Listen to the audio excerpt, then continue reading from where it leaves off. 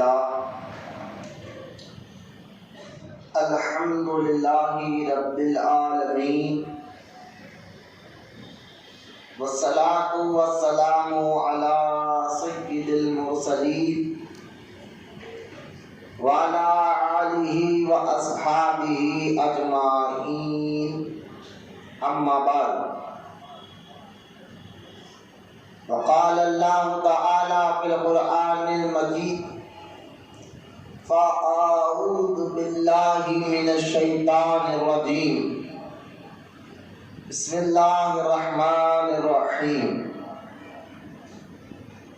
ألا إن أولياء الله لا خوف عليهم ولا هم يحزنون الذين آمنوا وكانوا يتقون آمنت بالله صدق الله العلي العظيم وقال الله تعالى في شأن حبيبه الكريم إن الله وملائكته يصلون على النبي يا أيها الذين آمنوا صلوا عليه وسلموا تسليما اللهم صل على سيدنا مولانا محمد اللهم صل على سيدنا ومولانا محمد معدن الجود والكرم وعلى آله وبارك وسلم صلاة وسلاما عليك يا رسول الله صلى الله تعالى عليه وآله وصحبه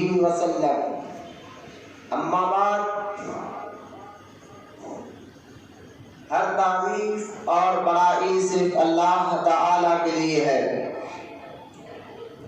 جو سارے جہان کا مالک ہے، مختار ہے اور جو سارے جہان کا پالنہار ہے۔ میں اس بات کی گواہی دیتا ہوں کہ اللہ تعالی کے سوا کوئی عبادت کے لائق نہیں، وہ ایک ہے، اس کا کوئی ساتھی اور شریک نہیں۔ اور میں اس بات کی بھی گواہی دیتا ہوں کہ آپ کے ہمارے پیارے آقا اور مولا حضور پر نور رحمت عالم نور مجسم حضرت سیدنا محمد مصطفیٰ احمد مجتبیٰ صلی اللہ علیہ وآلہ وصحبہ وسلم اللہ تعالی کے آخری رسول اور اس کے برگزیدہ بندے ہیں۔ اللہ تعالی حضور اکرم نور مجسم رحمت عالم صلی اللہ علیہ وسلم پر اہل بیت صحابہ اکرام تابعین اور تبع تابعین اولیاء امت پر قیامت تک بکثرت رحمتیں اور برکتیں نازل فرماتا رہے۔ آمین۔ سب مل کر محبت کے ساتھ درود پاک کا نظرانہ پڑھی۔ اللہم صلی علی سیدنا مولانا محمد صلی اللہ علی النبی الأمی وعلی آلہ صلی اللہ علیہ وآلہ وصحبہ وسلم صلاۃ و سلام علیک یا رسول اللہ صلی اللہ تعالی علیہ وآلہ وصحبہ وسلم۔ معزز سامعین، نوجوان ساتھیوں، بزرگوں، السلام علیکم ورحمۃ اللہ وبرکاتہ۔ وعلیکم السلام ورحمۃ اللہ وبرکاتہ۔ آج انشاءاللہ تعالی ربیع الثانی کا پہلا جمعہ ہے اور اس مہینے کو ہم تمام 11ویں شریف کا مہینے کے نام سے جانتے ہیں۔ یقیناً آج اور آنے والا جمعہ انشاءاللہ اگر ہمیں زندگی اللہ تعالیٰ عطا فرمائے تو ہم اولیاء اللہ کے امام الاولیاء پیر پیرا میر میرا سیدنا شیخ عبد القادر جیلانی غوث اعظم دستگیر رضی اللہ تعالی عنہ کے سیرت مبارکہ پر انشاءاللہ بات کریں گے۔ میں دعا کرتا ہوں اللہ تعالیٰ سے، اللہ تعالیٰ مجھے حق کہنے اور آپ کو حق سننے اور سمجھنے کی توفیق عطا فرمائے۔ آمین۔ بیان سے پہلے طریقہ ہے، دستور ہے کہ درود پاک کی فضیلت بھی آپ کے سامنے رکھا جائے تاکہ آپ کو شوق اور جذبہ پیدا ہو۔ درود پاک کے بے شمار فضائل میں الحمدللہ ہر جمعہ ہم یہاں سنتے رہتے ہیں۔ آج جو میں حدیث آپ کے سامنے سنانے جا رہا ہوں وہ آج ہی کے دن کی طرف منسوب بھی ہے، جمعہ کا دن بھی ہے اور اس کی درود پاک کی فضیلت بھی ہے۔ سرکار مدینہ علیہ الصلوۃ والسلام ارشاد فرمایا، تم لوگ عام دنوں سے زیادہ جمعہ کے دن مجھ پر زیادہ سے زیادہ درود پڑھا کرو۔ وہ اس لیے کہ عام دنوں میں تمہارا درود مجھ تک فرشتے پہنچاتے ہیں، لیکن جمعہ کے دن جو شخص مجھ پر درود پڑھتا ہے محبت اور عقیدت کے ساتھ، تو اس کے پڑھنے کو میں خود اپنے کان سے سنتا ہوں۔ تو انشاءاللہ جمعہ کا دن ہے اور کثرت سے ہمیں درود پاک، اور یوں تو میں نے آپ کو بارہا بتایا کہ درود پڑھنے کے بے شمار فضائل ہے۔ درود پڑھنے سے اللہ تعالیٰ مشکلوں کو بھی دور فرماتا ہے، مصیبتوں کو بھی دور فرماتا ہے، اور دنیا اور آخرت میں کامیابی بھی عطا فرماتا ہے۔ آئیے سب مل کر محبت اور عقیدت کے ساتھ پیارے آقا کریم صلی اللہ علیہ وسلم کی بارگاہ اقدس میں درود پاک کا نذرانہ پیش کریں۔ پڑھیے سب مل کر پڑھیے، اللہم صلی علی سیدنا مولانا محمد وعلی آلہ سیدنا مولانا محمد معدن الجود والکرم وعلی آلہ وبارک وسلم، صلاۃ و سلام علیک یا رسول اللہ صلی اللہ تعالی علیہ وآلہ وصحبہ وسلم۔ معزز سامعین، آج یہ ربیع الثانی کا مہینہ ہے۔ اس سے پہلا جو مہینہ گزرا اس کو ربیع الاول کا مہینہ کہتے ہیں۔ عرب میں، مکہ میں یہ دستور اور طریقہ تھا، مکہ میں آپ لوگ نظر کے سامنے، مکہ میں دستور یہ طریقہ یہ تھا کہ موسم کو دیکھ کر وہ لوگ اس مہینے کا نام رکھتے تھے۔ جیسا موسم ہوتا، گرمی کا مہینہ ہوتا یا سردی کا مہینہ ہوتا، جیسا موسم ہوتا اس کو دیکھ کر وہ نام رکھا کرتے تھے۔ تو آپ اس سے پہلے کا مہینہ آپ نے سنا ربیع الاول، جس کو ہم میلاد کا مہینہ کہتے ہیں۔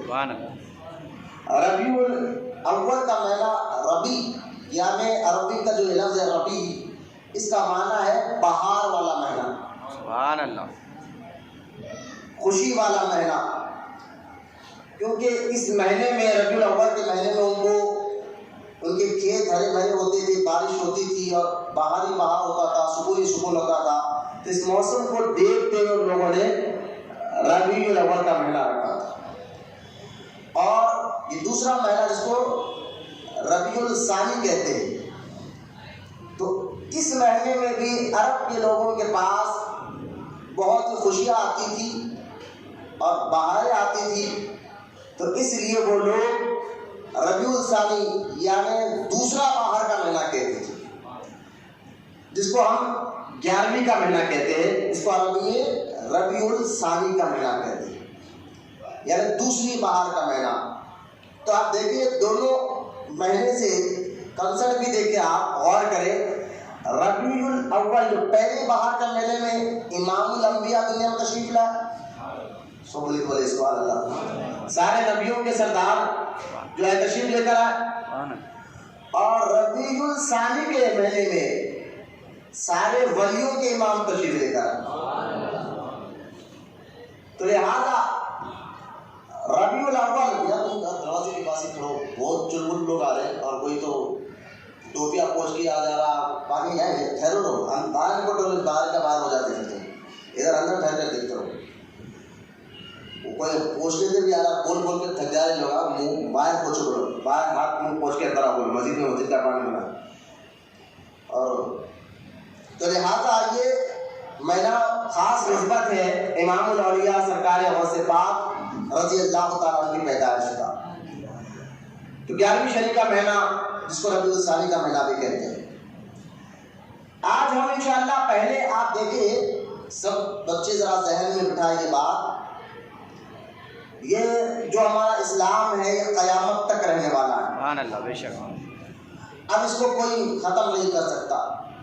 اگر آپ تاریخ پڑھ کر دیکھیں گے ہر وقت ایسا ہوا کہ اسلام کو، جیسا کہ آپ دیکھیں سرکار غوث پاک رضی اللہ تعالیٰ عنہ کی دنیا سے تشریف لے جانے کے چند دن کے بعد چنگیز خان نامی ڈاکو بغداد پہ حملہ کرتا ہے اور بغداد کے سارے مسلمانوں کو ختم کر دیتا ہے. وہ اسلام کو مٹانا چاہتا تھا، اس کا مقصد یہ تھا. یہ کب کی بات ہے؟ غوث اعظم جب پردہ فرما چکے تھے اس کے تھوڑے دن کے بعد کی بات ہے. اور دریائے دجلہ جو آج بھی بغداد میں بہت بڑا دریا ہے جس کو دریائے دجلہ کہتے ہیں. اگر آپ بغداد شریف جائیں تو الحمدللہ میں نے اپنی آنکھوں سے اس دریا کو دیکھا ہے، آج بھی بہتا ہے. وہ کئی 100 سال پرانا دریا ہے، دریائے دجلہ اس کو کہتے ہیں. اور وہی دریا ہے، اسی دریا سے امام حسین کو پانی پینے سے بھی روکا گیا تھا یزیدیوں نے. تو آج بھی وہ دریا دجلہ بہت اس کا پانی بھی جاتا ہے. آج کے اس دور میں بھی آپ دیکھیں گے تو آپ کی عقل حیران ہو جائے گی کہ کتنا پانی اس کے اندر ہے.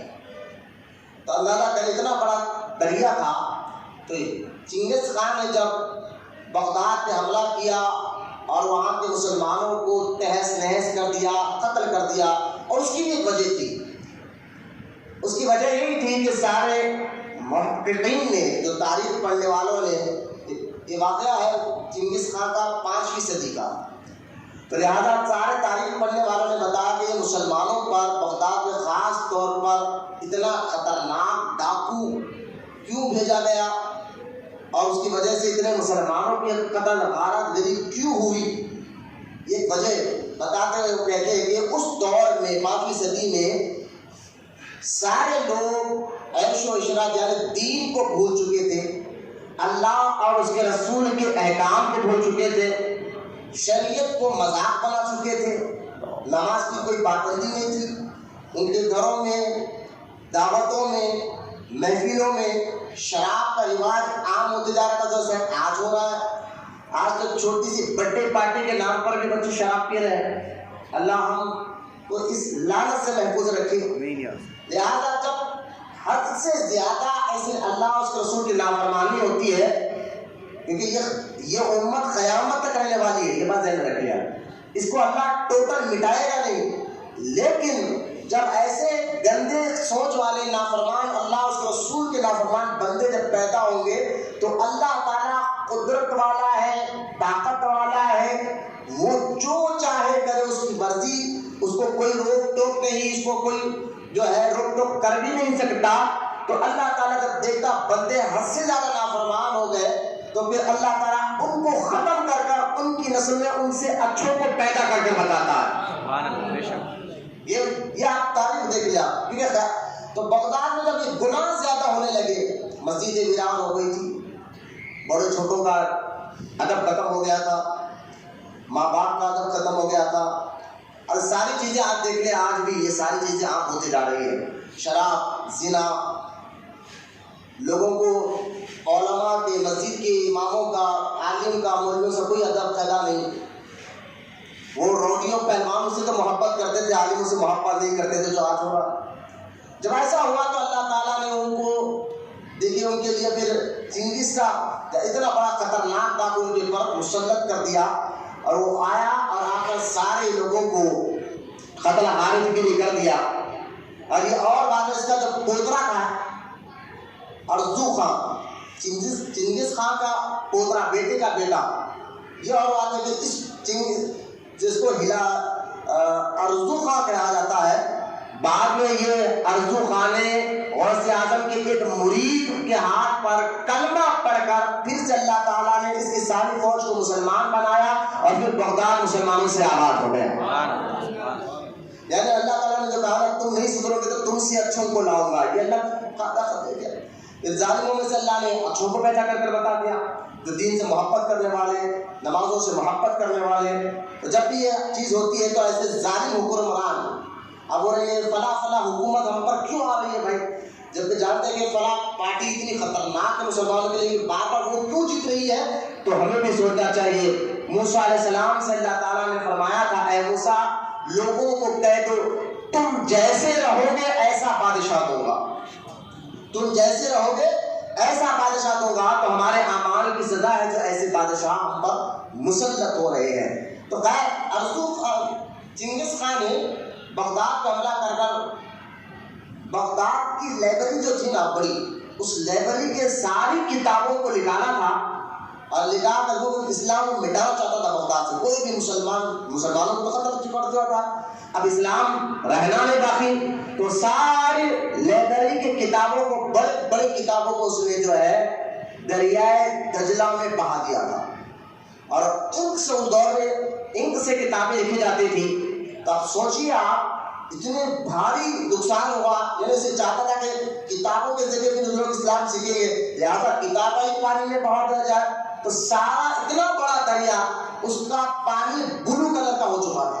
اندازہ کریں کتنی کتاب اس نے دریا میں پھینک دی تھی. دریا دجلہ میں چنگیز خان نے پھینک دیا تھا اور سارا کا سارا پانی دریا دجلہ کا بلو کلر کا ہو چکا تھا. اور یہ چاہتا تھا کہ اسلام مٹ جائے, لیکن وہاں نے غوث اعظم کی کرامت. آج بھی دیکھیں غوث اعظم کے ایک مرید وہاں بیٹھے تھے. ایک مسلمان نے کہا یار چنگیز خان کو سارا لائبریری کو ختم کر دیا اور ساری کتابیں پانی میں بہا دیے, اب ہم دین کیسے سمجھیں گے, کیسے سیکھیں گے. تو وہ غوث اعظم کا مرید تھے بیٹھے تھے, انہوں نے کہا بس تم سچی توبہ کر لو, جتنی کتابیں اس نے بہا ہے اس میں جو لکھا ہوا تھا غوث اعظم نے مجھے وہ سب بتا دیا. میں بھی بیٹھے بیٹھے دکھاتا ہوں, تم توبہ کرو. تو خیر غوث اعظم کے غلاموں کا ایسا مقام ہوتا تھا.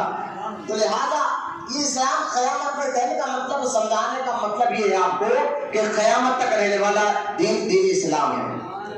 اور اللہ کو جو تمام مذاہب میں سب سے پسندیدہ مذاہب کون سا ہے, وہ اسلام ہے. تو لہٰذا اسلام اللہ کو سب سے زیادہ پسند ہے اور یہ قیامت تک رہنے والا ہے. پہلے ایسا ہوتا تھا ایک نبی کے جانے کے بعد اگر لوگ بگڑ جاتے, نافرمان ہو جاتے, پھر ان لوگوں کو سدھارنے کے لیے اللہ تعالیٰ دوسرے نبی کو بھیجتا تھا. پھر وہ دوسرے نبی کو دنیا سے جانے کے بعد پھر اگر لوگ بگڑ جاتے تو اللہ تیسرے نبی کو بھیجتا تھا. اس طرح اللہ تعالیٰ نے کم و بیش 1,24,000 نبی اور رسول کو دنیا میں بھیجا. لیکن اب ذہن میں رکھیں بچوں, اب قیامت تک کوئی نبی نہیں آنے والا ہے. نبوت کا دروازہ ہمارے نبی کے پر بند کر دیا گیا ہے. سرکار دو عالم علیہ السلام فرماتے ہیں میں خاتم النبیین ہوں, اب قیامت تک کوئی نبی آنے والا نہیں ہے. قیامت تک کوئی نبی آنے والا نہیں. اب مجھے بتائیے نبی آتے کیوں تھے؟ بندوں کی اصلاح کرتے, ان کو سدھار کر ان کو اللہ تک پہنچاتے. یہ نبی کی ڈیوٹی تھی. ان کی اصلاح کرتے, ان کو سدھارتے, ان کے اندر انسانیت لاتے اور ان کو اللہ تک پہنچاتے.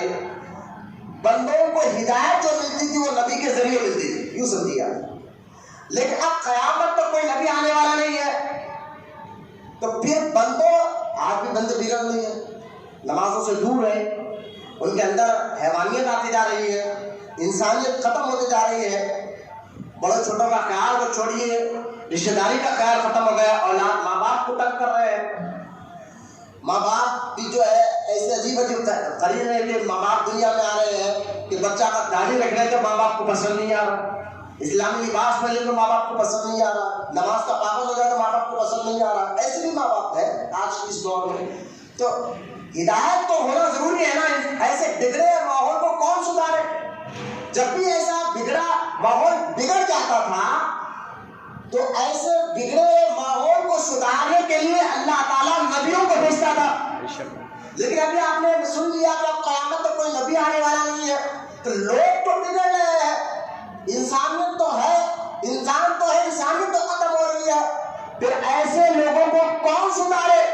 تو اللہ تعالیٰ کا کرم، اس کا فضل دیکھے، حضور کے صدقے میں اللہ تعالیٰ نے فرمایا میں نے نبوت کا دروازہ تو بند کر دیا ہے، ولایت کا دروازہ کھلا ہے، اب قیامت تک کوئی نبی تو نہیں آئے گا لیکن میرے محبوب بندے ولی آتے رہیں گے اور ان کے ذریعے سے لوگوں کو ہدایت ملتی رہے گی۔ اب آپ پڑھیے، آپ اگر دیکھیں بابا شریف الدین رحمۃ اللہ تعالیٰ علیہ کے بارے میں پڑھیں، آج سے 700 سال پہلے جب عراق سے آپ حیدرآباد تک کر تشریف لائے تھے تو کئی لوگوں نے آپ کے ہاتھ پر کلمہ پڑھا، کئی شرابیوں نے آپ کے ہاتھ پر توبہ کی، کئی زانیوں نے آپ کے ہاتھ پر توبہ کی، کئی گناہگاروں نے آپ کے ہاتھ پر توبہ کر کر اللہ کا قرب حاصل کرے۔ یوں سمجھے کئی بگڑے ہوئے لوگوں نے بابا شریف الدین رحمۃ اللہ تعالیٰ علیہ کے ہاتھ پر توبہ کر کر اللہ کے محبوب بنے۔ ولیوں کی سب سے بڑی ڈیوٹی، اور ولی آتے کیوں ہے میں یہ مقصد آپ کو بتا رہا ہوں۔ پہلے آپ بنیاد کو سمجھ جائیے، بنیاد آپ سمجھیں گے تو غوث اعظم آپ کو سمجھ میں آئے گا۔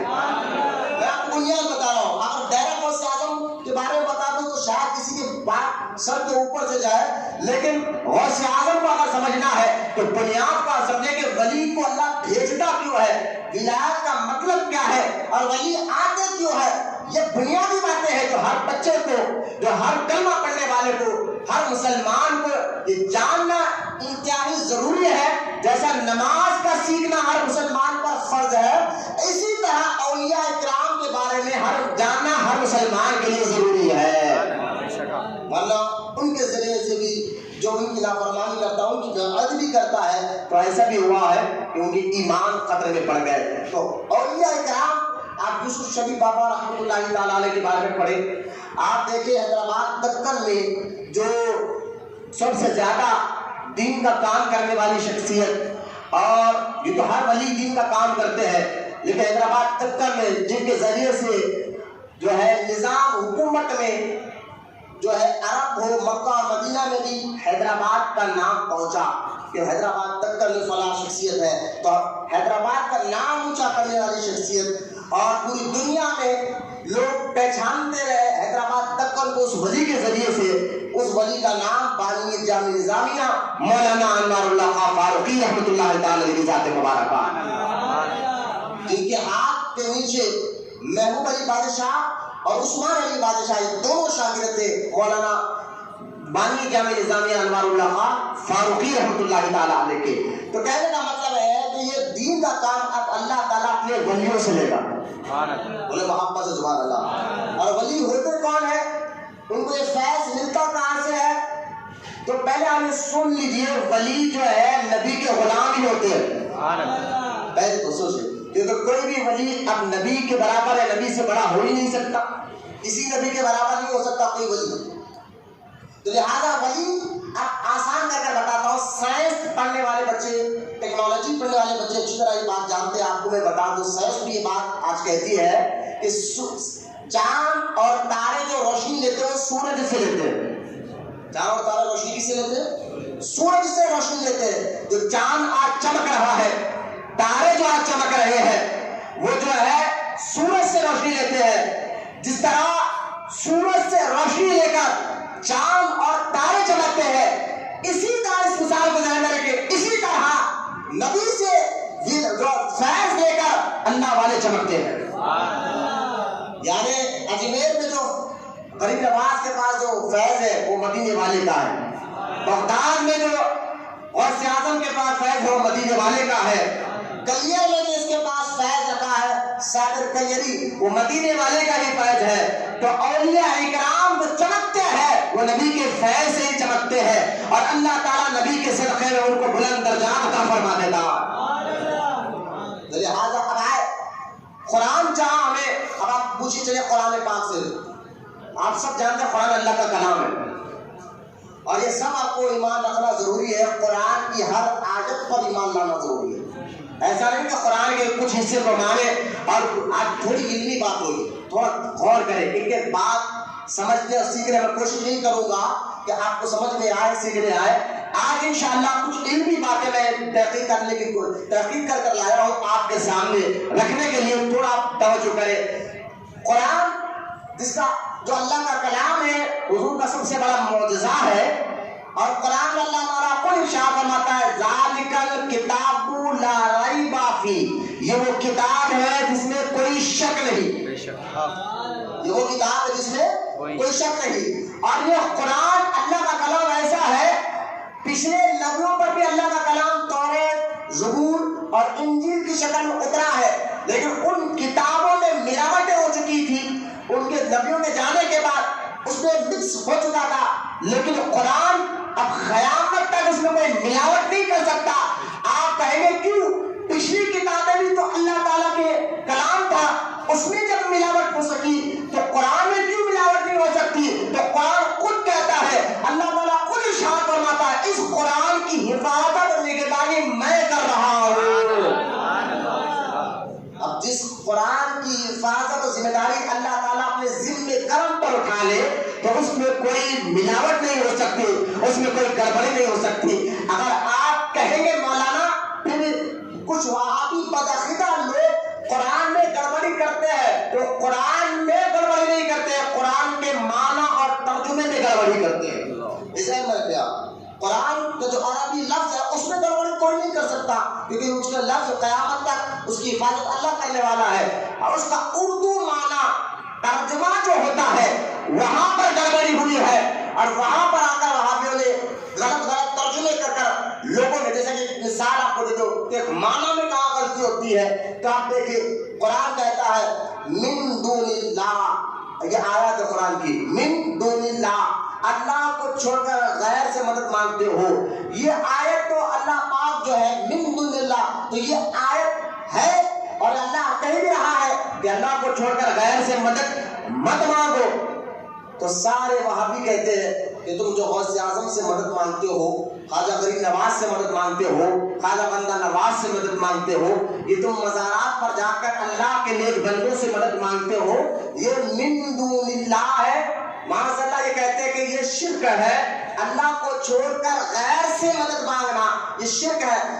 آیت تو صحیح پڑھتے ہیں لیکن اس کا معنی، اس کا ترجمہ بالکل ٹوٹل غلط بتاتے ہیں، اور یہ آج کے دور میں نہیں تھا، آپ سن کر حیران ہوں گے، حضرت علی کے دور میں بھی ایسے لوگ تھے، ہاں مولا کائنات علی مرتضیٰ رضی اللہ تعالیٰ عنہ کے دور میں بھی ایسے لوگ تھے جو قرآن کی آیت کو صحیح پڑھتے تھے، معنی لوگوں کو غلط بتاتے تھے، جو آج وہابی کہتے ہیں۔ آپ کہیں یہ کیا مطلب؟ میں نے کہا طبقات ہے وہ جو ہے اشعری بہت مشہور کتاب ہے، آپ اٹھائے، یہ مولا کائنات علی مرتضیٰ رضی اللہ، کون؟ حضرت علی رضی اللہ تعالیٰ عنہ، جن کے بارے میں سرکار فرماتے ہیں علی سے مومن ہی محبت کر دے گا۔ سبحان اللہ، سبحان اللہ۔ مومن کے دل میں، جس کے دل میں علی کی محبت ہے، سمجھو اس کے دل میں ایمان ہے، سرکار نے فرمایا، ٹھیک ہے۔ اور جو علی سے بغض رکھتا ہے وہ کافر ہو سکتا ہے، منافق ہو سکتا ہے، مومن علی سے نہیں رکھ سکتا، نہ دشمنی رکھ سکتا۔ یعنی ایمان کی پہچان، ایمان کی کسوٹی محبت علی پر رکھی گئی ہے، تو لہذا حضرت علی رضی اللہ تعالیٰ عنہ، اور ان کا علم کیسا تھا، ان کی معلومات کیسی تھی، جس کو حضور نے پڑھایا ہو، جس کو حضور نے سمجھایا ہو۔ عبداللہ ابن عباس رضی اللہ تعالیٰ عنہ فرماتے ہیں، یہ عبداللہ ابن عباس حضور کے چاچا کے بیٹے ہیں، وہ فرماتے ہیں میں ایک بار حضرت علی کے پاس گیا اور میں حضرت علی سے پڑھنے لگا، تو حضرت علی رضی اللہ تعالیٰ عنہ نے سورہ فاتحہ کی جو معنی مفہوم بتانا شروع کیا۔ رات میں گیا تھا، فجر کا ٹائم ہو گیا، معنی ختم نہیں ہوئے، سبحان اللہ، سبحان اللہ۔ صرف پورا قرآن نہیں، صرف سورہ فاتحہ کے معنی اور مفہوم بتانے کے لیے ساری رات لگ گئے حضرت علی رضی اللہ تعالیٰ عنہ کو، یہاں پہ کہ حضرت مولا علی فرماتے تھے کہ سنو، اگر میں چاہوں پورا قرآن کا معنی اور مفہوم تو دور کی بات ہے، سرکار مولا علی فرماتے ہیں اگر میں چاہوں تو سورہ فاتحہ کا معنی اور مفہوم بتانے کے لیے اتنے کتابیں لکھ دوں کہ 70 اونٹوں پر کتابیں پڑھ دوں، لیکن سورہ فاتحہ کا معنی اور مفہوم پھر بھی ختم نہیں ہوں گے۔ مجھے معلوم ہے، سبحان اللہ، محبت سبحان اللہ، سبحان اللہ۔ جس طرح ان کا ایسا معاملہ ہو، مولا علی، حضرت علی کے دور میں بھی حضرت علی رضی اللہ تعالیٰ عنہ نے جب امیر معاویہ رضی اللہ تعالیٰ عنہ سے جو صلح کی بات آئی تو آپ نے اپنی طرف سے اپنے خادم کو کہا تھا کہ تم جا کر بات کرو، حاکم بنو۔ تو خارجی لوگ، ذہن جو لوگ تھے جو آج کے بعد وہ لوگوں نے کہا علی حاکم تو اللہ ہے، تم نے اپنے غلام کو حاکم بنا دیا، حاکم تو اللہ ہے۔ تو حضرت علی رضی اللہ عنہ کا مشہور قول آج بھی کتابوں میں ہے، حضرت علی مسکرا کر کہتے تھے آیت تو صحیح پڑھتا ہے معنی غلط بتاتا۔ تو آج بھی خارجیوں کی عادت ہے، آیت تو پڑھتے ہیں قرآن کی، بھائی من دون اللہ قرآن میں ہے، قرآن کی آیت ہے، اللہ تعالیٰ فرماتا ہے من دون اللہ، اللہ کو چھوڑ کر غیر سے مدد مت مانگو، اللہ کو چھوڑ کر غیر سے مدد مت مانگو۔ اور تم لوگ اللہ کو چھوڑ کر غوث اعظم سے مدد مانگتے ہو، غریب نواز سے مدد مانگتے ہو۔ تو آپ بچوں ذہن میں رکھنا ہو وہاں پہ آیت تو صحیح پڑھ رہے ہیں لیکن معنی غلط کر رہے ہیں، ترجمہ غلط کریں گے، غلط کر رہے ہیں۔ آپ کہیں گے مولانا اس کی وجہ کیا ہے، معنی کیسے غلط ہو سکتا ہے، ترجمہ کیسے غلط ہو سکتا ہے؟ تو میں آپ کو بتا دوں، اگر یہ بات مان بھی لیا جائے من دون اللہ، پہلے تو یہ آیت اللہ تعالیٰ نے مسلمانوں کے لیے نہیں اتاری تھی، یہ آیت اللہ تعالیٰ مشرکوں کو سمجھانے کے لیے، کافروں کو سمجھانے کے لیے، ان کے لیے یہ آیت اللہ تعالیٰ نے کہا تھا اے محبوب یہ مشرکوں سے کہو کہ اللہ کو چھوڑ کر تم جو بتوں کی پوجا کر رہے ہو، بتوں کو جو خدا مان رہے ہو، تو لہٰذا یہ من دون اللہ، اللہ کو چھوڑ کر جو تم ان سے مدد مانگنے والے ہو، یہ شرک ہے، یہ غیر اخلاقی کام ہے۔ تو اللہ تعالیٰ نے پہلے تو یہ آیات میں مسلمانوں سے خطاب نہیں کیا، کافر اور مشرکوں سے خطاب کیا۔ بولے محبت سے سبحان اللہ۔ سارے 1400 سال سے اس آیت کا معنی مفہوم یہی علماء کرتے ہوئے آ رہے ہیں، ایک بات۔ اور دوسری بات اگر چلو یہ بات مان بھی لیا جائے کہ من دون اللہ، اللہ کو چھوڑ کر غیر سے مدد مانگنا شرک ہے، اگر یہ بات وہابیوں کے مطابق مان بھی لیا جائے تو پھر قرآن یہ اللہ کا کلام ہے، ذہن میں کیا اس میں گڑبڑی نہیں ہو سکتی، اس میں ملاوٹ نہیں ہو سکتی۔ ہم اگر کوئی بات کریں تو ہماری باتوں میں ہمارے سے بڑا عقل مند آدمی عیب نکال سکتا ہے، ہم کوئی بات کہتے تو ہماری بات میں کوئی عیب نکل سکتا ہے، کوئی مفہوم نکل سکتا ہے، کوئی تکرار ہو سکتی ہے، لیکن یہ بندوں کا نہیں اللہ کا کلام ہے، اس میں گڑبڑی نہیں ہو سکتی، اس میں ملاوٹ نہیں ہو سکتی۔ تو جہاں اللہ تعالیٰ اگر یہ بات مان بھی لیا جائے کہ من دون اللہ، توجہ کریں بہت آسان کر بات سمجھانے کی کوشش کر رہا ہوں، اگر یہ بات میں گارنٹی کے ساتھ کہہ رہا ہوں، اگر یہ وہابیوں کی بات مان لیا جائے کہ معاذ اللہ کو چھوڑ کر غیر سے مدد مانگنے والا مشرک ہو جائے گا تو پھر قرآن میں خرابی آ جائے گی۔ اب آپ بتائیں قرآن میں خرابی آ سکتی ہے؟ آپ سمجھ کر آپ اپنی عقل سے سوچ کر بولے کیونکہ یہ اللہ کا کلام، اس میں خرابی، اس میں تکرار ہو سکتی ہے۔ ایک بندہ کتاب لکھ رہا ہے، بھائی اگر کوئی بندہ کتاب لکھ رہا ہے، شروعات میں ایک بات دکھا رہا، آخری میں چل کر کوئی بات دکھا تو پہلی والی بات اور آخری والی بات میں میچ نہیں ہو رہا۔ تو بندہ جب کتاب لکھے اور آخری میں پہلے کچھ لکھے اور آخری میں کچھ لکھے اور ان دونوں باتوں میں میچ نہ ہو رہا ہو تو بندہ گڑبڑی کر سکتا ہے، لیکن یہ اللہ کا کلام ہے، اس میں گڑبڑی کہاں سے ہو سکتی ہے؟ تو اللہ تعالیٰ جو فرمان کر دے، آپ دیکھیں میں آپ آسان کر کے بتا رہا ہوں کہ اگر یہ بات مان لیا جائے کہ اللہ کو چھوڑ کر غیر سے مدد مانگنا شرک ہے اور اللہ قرآن میں کہہ رہا ہے، تو اس معنی اس آیت کا معنی ایسا لے ہوگے تو قرآن میں خرابی آ سکتی ہے۔ آپ کہو کہ مولانا کیسے خراب آ سکتی ہے؟ میں نے کہا اسی قرآن میں اللہ تعالیٰ نے یہ بھی فرمایا کہ میرے محبوب بندے تمہاری مدد کر سکتے ہیں۔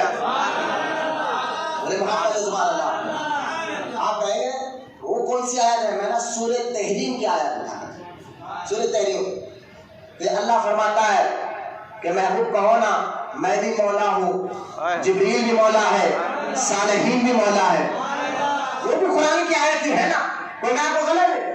تو اللہ فرماتا ہے مولا کا مطلب ہے مدد کرنے والا، اللہ کہتا ہے میں بھی مدد کرتا ہوں، جبریل بھی مدد کرتے ہیں اور صالحین نیک بندے بھی مومن کی مدد کرتے ہیں۔ اب آپ بتائیے ایک جگہ تو اللہ کہتا ہے اللہ کو چھوڑ کر غیر سے مدد مانگو، دوسری جگہ اللہ کہہ رہا ہے مدد مانگو اور میں بھی مدد کرتا ہوں، مومنین بھی مدد کرتے ہیں، فرشتے بھی مدد کرتے ہیں۔ اب آسان کر کے بتا دو، ایک جگہ اللہ فرماتا ہے یا ایھا الذین آمنوا استعینوا بالصبر والصلاۃ، اللہ پاک ارشاد فرماتا ہے اے ایمان والو مدد مانگو نماز سے اور مدد مانگو صبر سے۔ آپ کہیں گے بھائی مدد تو صرف اللہ سے مانگنا ہے کہ اللہ کہتا ہے نماز سے مدد مانگو. سبحان اللہ.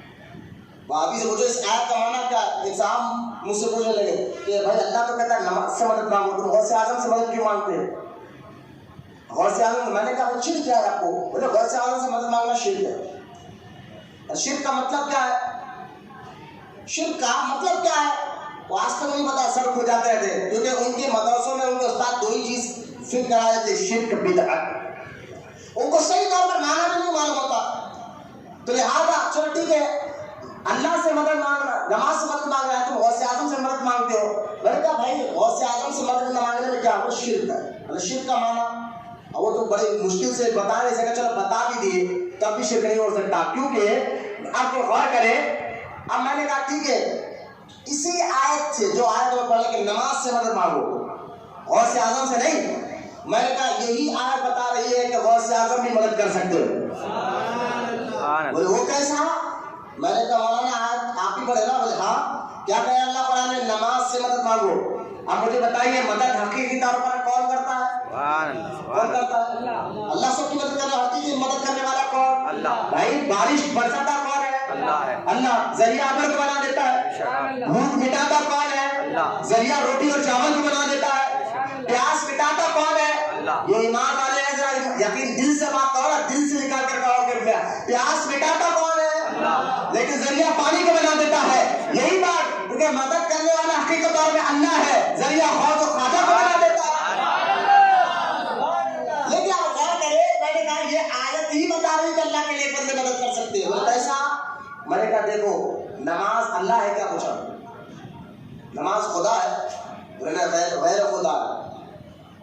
غیر خدا ہے. صبر خدا ہے؟ نہیں. نہ نماز اللہ ہے نہ صبر اللہ ہے. ذہن میں رکھیے، نماز صبر سے اللہ محبت کرتا ہے. سبحان اللہ. سبحان اللہ. اور کہتا ہے ان سے مدد مانگو. سبحان اللہ. مدد تو اللہ ہی کرتا ہے، لیکن نماز سے مدد مانگو. صبر. میں نے کہا مولانا یہی تو آپ کو سمجھانا چاہتا ہوں، جس سے اللہ محبت کرتا ہے ان محبت کرنے والوں سے مدد مانگنا ہی اللہ سے مدد مانگنا ہے. اللہ اکبر. یا رسول اللہ. رسول کے غلام موت بھی قبول ہے.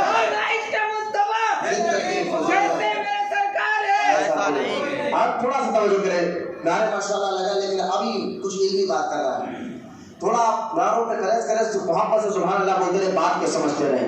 مدد جو ہے قرآن کی کئی آیتیں ہیں جو اللہ کے لیے بندے. دیکھیے آپ کہیں وہ کیسا؟ میں نے کہا اللہ نماز سے محبت کرتا ہے، صبر سے محبت کرتا ہے. لیکن اللہ اسی آیت سورہ مائدہ کی آیت ہے، اللہ فرماتا ہے یحبنا یحبکم. بولے سبحان اللہ.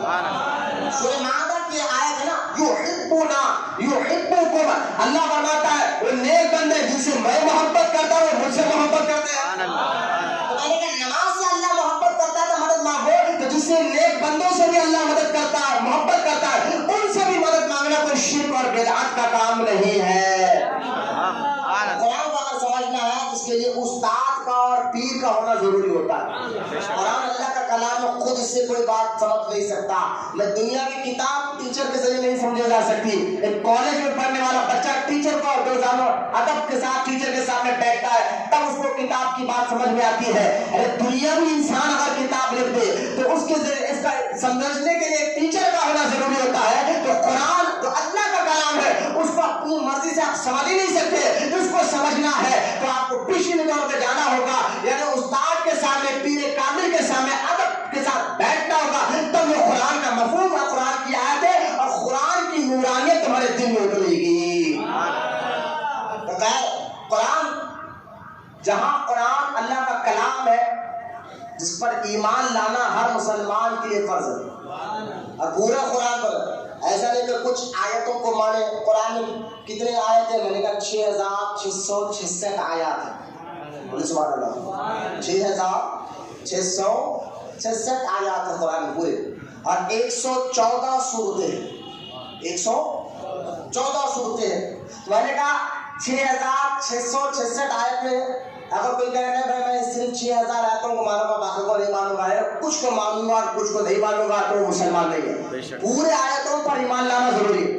بولے محبت سے سبحان اللہ. تو قرآن میں جہاں میں آپ کو سمجھانا چاہتا ہوں کہ جہاں قرآن میں اللہ تعالیٰ نماز کے بارے میں کہتا ہے, روزے کے بارے میں کہتا ہے, حج کے بارے میں کہتا ہے, زکات کے بارے میں کہتا ہے, جہاں قرآن میں اللہ تعالیٰ شراب کی مذمت کرتا ہے, جوئے کے بارے میں بتاتا ہے, تو جہاں قرآن میں حرام اور حلال کے باتیں اللہ تعالیٰ بتاتا ہے, اسی طرح اللہ تعالیٰ قرآن میں اپنے نیک بندوں کا ذکر بھی کرتا ہے. سبحان اللہ سبحان اللہ. سمجھ میں آ گئے 11ویں کیوں بھائی یہ اللہ والوں کا عرس کیوں؟ تو میں نے کہا اللہ کے نیک بندوں کی یاد منانا اور ان کا عرس منانا یہ اللہ نے قرآن میں ذکر کر دیا ہے, یہ اللہ کا حکم بھی ہے. سبحان اللہ. اب میں پہلی آیت بتا دوں, میں 3 آیت آپ کے سامنے رکھنا چاہتا ہوں جس میں اللہ تعالیٰ نے اور بھی بہت آیتیں ہیں قرآن میں, اور بھی بہت آیتیں ہیں. پہلی آیت جس میں اللہ پاک قرآن میں اپنے نیک بندوں کا ذکر کر رہا ہے, سبحان اللہ. اور یہ قرآن ہے, بولے سبحان اللہ. توجہ کرنا, پہلی آیت جس میں اللہ پاک ارشاد فرماتا ہے الا ان اولیاء اللہ لا خوف علیہم ولا هم يحزنون. یہ آیت سورہ یونس کی ہے, 11واں پارہ, رکوع نمبر بھی 11, اور آج 11ویں والے کا ذکر بھی ہم سمجھ میں آیا. پارہ نمبر بھی 11, رکوع نمبر بھی 11, اور جس کا ذکر ہو رہا ہے 11ویں والا پیر ہی ہے. اتنے اشارے میں لے گئے. آپ دیکھیے, آپ غور کریں, آپ 11 کے بعد 12 بجتے ہیں, 11 کے بعد 12 بجتے ہیں, تو 11ویں والا میں 12ویں والے تک پہنچاتا ہے, اور 12 کے بعد 1 بجتا ہے, اور 12ویں والا ہی جو خدا تک پہنچاتا ہے. عقلی طور پر بھی اگر اس لاجک کو سمجھ میں آئے تو آپ کو بات سمجھ میں آئے گی. تو ایک اور بات غور کرے, اللہ پاک ارشاد فرماتا ہے کہ خبردار, اللہ کا مطلب ہے خبردار, انا بے شک اولیاء اللہ, اولیاء اللہ, اللہ کے دوستوں کو لا خوف, نہ کسی چیز کا خوف ہے, علیہم ولا هم یحزنون, نہ کسی چیز کا غم ہوتا ہے. ٹھیک ہے, اب آپ غور کریں, اللہ کے دوست جن کی اتنی بڑی شان اللہ بیان کر رہا ہے, نہ ان کو خوف ہوتا ہے نہ غم ہوتا ہے.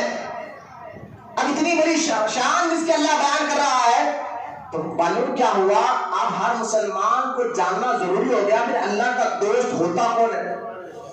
جب اللہ ان کی اتنی بڑی شان بیان کر رہا, اللہ خود اس کی شان بیان کرے, بولے سبحان اللہ. اللہ تعالیٰ خود اس کی شان بیان کرے. آپ کہے کون ہے, تو میں نے کہا دوسری آیت پڑھو. پہلی آیت تو بڑے اللہ کے نیک بندوں کا ذکر, اور اس آیت پر میں نے کئی بار اسی مسجد میں اس کے معنی اور مفہوم پر بہت دیر تک بات کی ہے, لیکن میں آپ کو بنیاد بنا کر وضاحت پہنچانا چاہتا ہوں, لہٰذا میں اس آیت کی تفسیر زیادہ نہیں کرتے, دوسری آیت کی بات کی جاتا ہوں. ولی کی پہچان کیا ہے؟ پہلے تو آپ نے شان سمجھ لیا کہ نہ ان کو خوف ہوتا ہے نہ غم ہوتا ہے. سبحان اللہ. پہچان کیا ہے؟ تو آپ سمجھیں گے پہچان وہ جو آپ کو تعویذ دے دے گا, آپ کا پیٹ کا درد ختم ہو گیا, آپ کو پڑھ کے پھونک دے گی, آپ کی پریشانی ختم ہو گئی, تعویذ دی کاروبار چلنے لگے, آپ بہت بڑے بابا ہے. میں نے کہا دیکھو اللہ کے نیک بندے یہ بھی کام کرتے ہیں, لیکن یہ ان کی پہچان نہیں ہے. آج کل ایسے دھوکے دینے والے بابا بہت دکھ رہے ہیں, وہ شراب بھی پی رہے ہیں, گانجا بھی پی رہے ہیں, ورنہ ہمارے حیدرآباد دکن میں تو ایسے بہت زیادہ دیکھنے میں آ رہا ہے, کیونکہ میں پیدائشی الحمدللہ حیدرآبادی ہوں. کوئی کرناٹک مہاراشٹر سے نہیں آیا, پیدائشی میں پوچھتے لوگ کہ مولانا آپ کہاں کے, میں نے پیدائشی حیدرآبادی ہوں, باپ دادا بھی حیدرآباد کے الحمدللہ. تو جو ماحول کو آپ دیکھ رہے ہیں میں بھی دیکھ رہا ہوں, ماحول کو ابھی آپ حیدرآبادی ہونے کے ناطے تو ماحول جو آپ دیکھ رہے ہیں میں بھی دیکھ رہا ہوں. آج کچھ ایسے بابا ہمارے حیدرآباد دکن میں, کوئی مولانا بابا کا نام لے کر جو ہے نوجوان بچے بگڑ جا رہے ہیں, برا نام ہے, لیکن ہاں بات تو حقیقت ہے. کوئی تو کہتا ہے ہمارے یہاں پر غوث اعظم آتے ہیں, کوئی کہتا ہے غریب نواز آتے ہیں, کوئی کہتا ہے بندہ نواز آتے ہیں, اور کوئی کہتا ہے مولانا بابا آتے ہیں, کوئی کہتا ہے سیلانی بابا آتے ہیں. اس طرح کی باتیں کر کر پھر دیکھو, اچھا ٹھیک ہے آتے ہیں, چلے پہلے تو آتے نہیں, کوئی ولی کسی کی آنکھ پر آتے نہیں, ارے سو مل کر کوئی ولی کسی کی آنکھ پر, حلول آنکھ پر نہیں آتے. ہاں اثرات آ سکتا ہے, جن آ سکتا ہے, اور جنات بولتے ہیں سکھاتا لوگوں کی ایمان کا کہنا ہوتے ہیں نا, چیلنج کا کہا نا جنات, انہیں لوگوں اللہ سے مولا بھٹکاؤں گا, تو لوگوں کو بھٹکانے کے لیے جن آ سکتا ہے, آتا ہے اور بھٹکاتا ہے, اور بزرگوں کی ایسی بات بھی نکال سکتا ہے. اور یہاں تک بزرگوں نے کہا کہ خواب میں اگر کوئی بزرگ کا نام لے کر آ جائے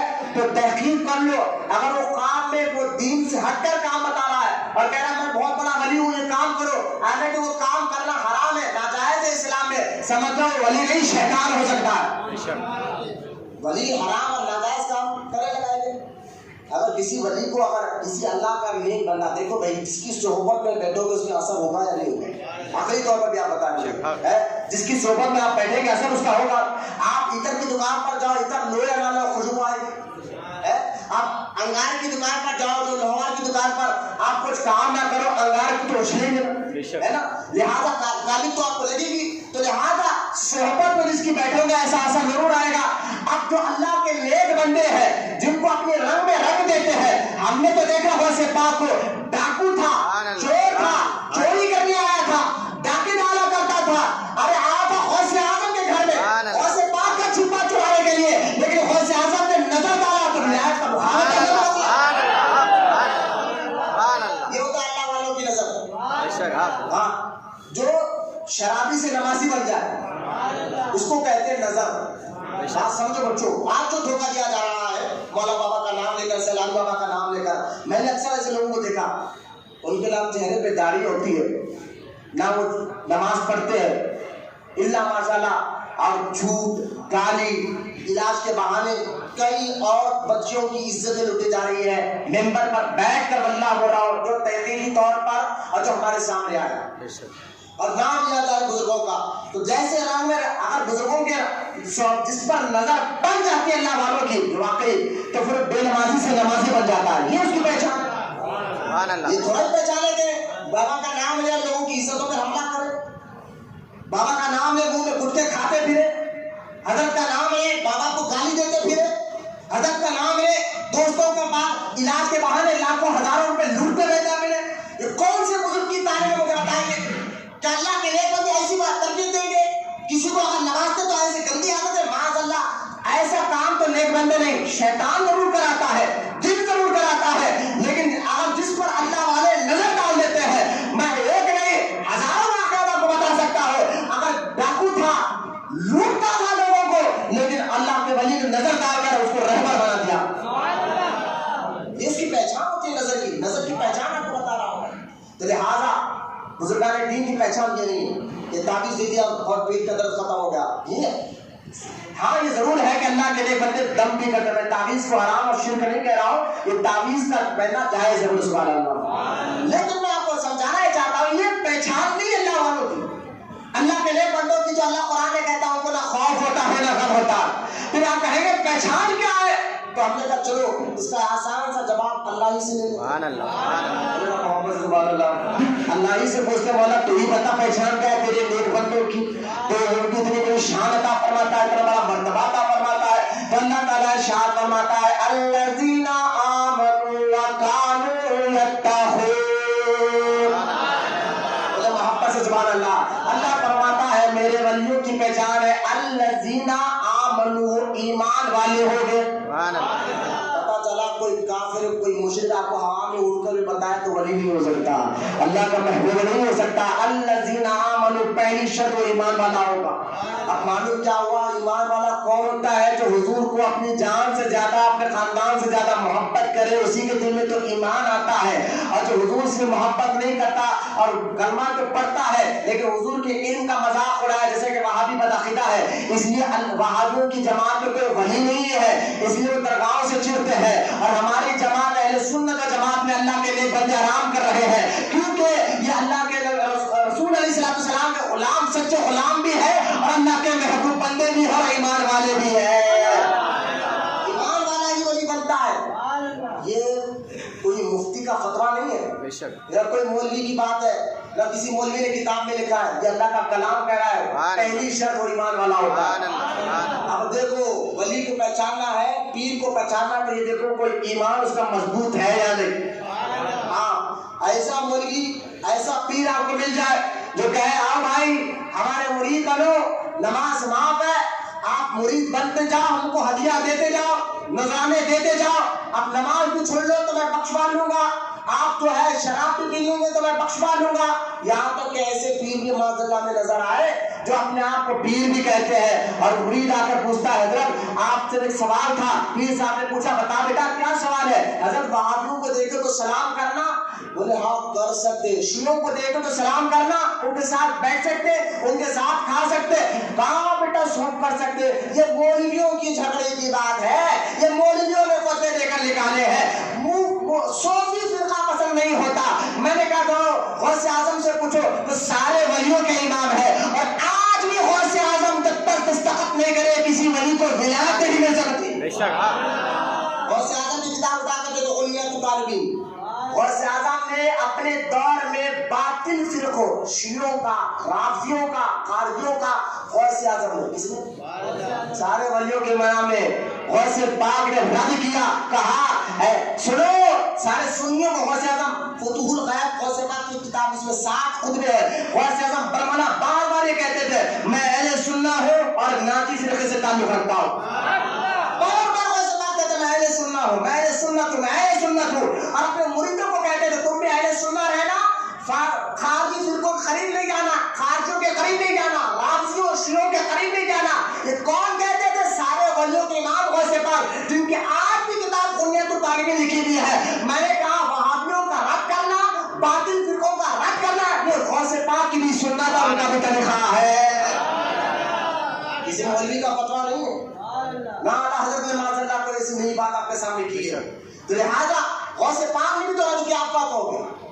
سارے ولیوں کے امام نے بھی وہابیوں کا رد کیا, بولے سبحان اللہ. شیعوں کا رد کیا. کتاب ان کی موجود ہے غنیت طالبین, مارکیٹ میں ملتی ہے, اردو کتاب اٹھا کر دیکھیے. غوث اعظم نے بعد ایک چیپٹر بنایا, اور چیپٹر میں کہا یہ لوگوں سے آپ کو دور رہنا. پیر وہی ہوتا ہے نا بھائی جو آپ کو وہابیوں سے دور رکھے, ہے نا, جو گندے لوگوں سے آپ کو دور رکھے. تو لہٰذا اس کے لیے ایمان شرط ہے نا. تو پہلے ولی کی پہچان کیا ہے؟ وہ ایمان والا ہوتا ہے, اور مضبوط ایمان والا ہوتا ہے, اور جو ان کی صحبت میں بیٹھتا ہے وہ بھی کامل اور مضبوط ایمان والا بن جاتا ہے. الذین آمنوا, وہ تقوی والا. اور اللہ نے بتائی شرط, میں نے کہا کسی مفتی کا فتویٰ نہیں ہے. وَقَالُوا يَتَّقُونَ, دوسری شرط. الذین آمنوا, پہلی شرط ولی کی پہچان, وہ ایمان والا ہوگا. پھر دوسری شرط وَقَالُوا يَتَّقُونَ, وہ تقوی اور پرہیزگاری والا ہوگا. اب ان کی ٹوپی ان کے سر پہ کر, ایک بابا ہے لمبے بال رکھ لیے, اب ان کی ٹوپی ان کے سر کر رہے, جھوٹ بھی بول رہے, گالی بھی دے رہے, پیر بابا بنے بیٹھے ہوئے. ان کی زبان سے دن بھر میں 10 جھوٹ نکلتے ہوں. آپ کا بھی تجربہ ہوا ہوگا ایسے باباؤں کو دیکھنے. میں تو دیکھا ہوں, میں یہ سنی بات نہیں کر رہا ہوں, دیکھی کی بات بتا رہا ہوں, ہے نا. میں نے کہا جو ولی ہوتا ہے اس کی زبان سے کبھی جھوٹ نہیں نکلتا, کیونکہ اللہ ان کو گناہوں سے محفوظ رکھتا. محبت سے سبحان اللہ. ارے ان کی پیر خود بے نمازی ہو تو مرید کو کیا نمازی بنائے گا؟ پیر خود داڑھی کرتا ہو تو مرید کہاں سے داڑھی رکھے گا؟ پیر خود شرابی اور گانجا پیتا ہو تو مرید کہاں سے لگے گا؟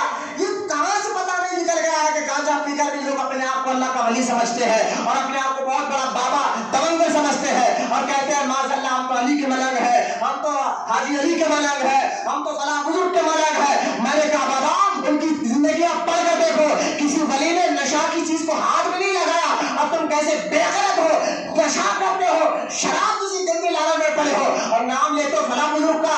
ایسا ہو ہی نہیں سکتا.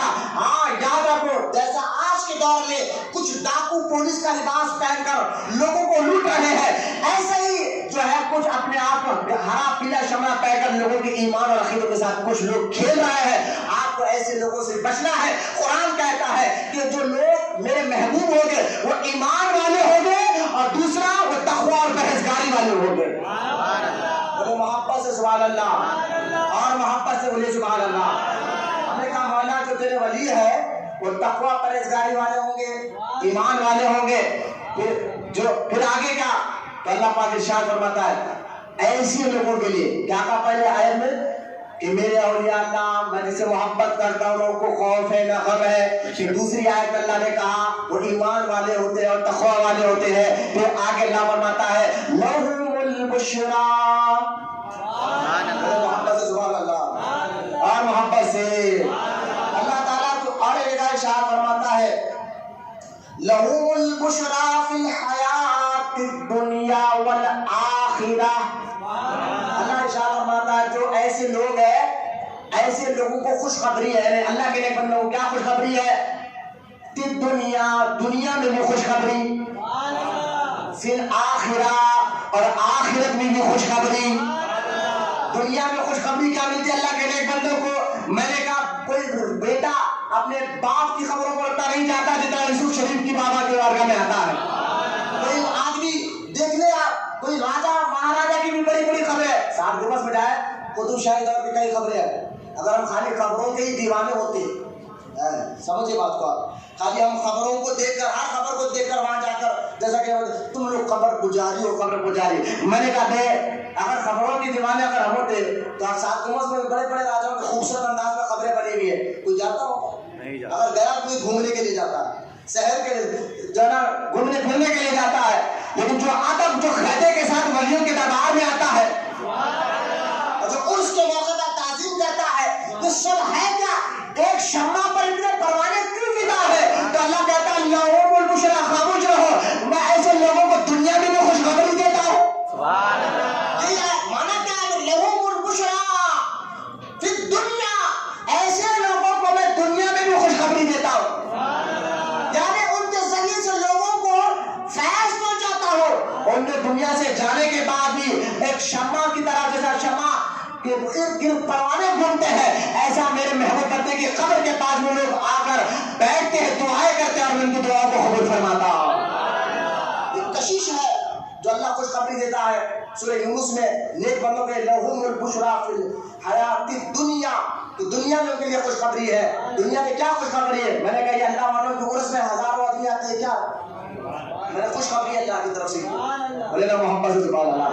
وفی الآخرہ، پھر آگے اللہ فرماتا ہے اور آخرت میں بھی ان کے لیے سکون اور امان ہے۔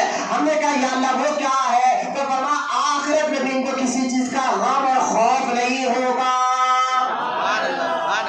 میں نے دو آیتیں بتائی نا، ایک اور آیت سن لیجیے آپ، سورہ انفال، سورہ انفال 9واں پارہ، اللہ پاک ارشاد فرماتا ہے ان اولیاء الا المتقون۔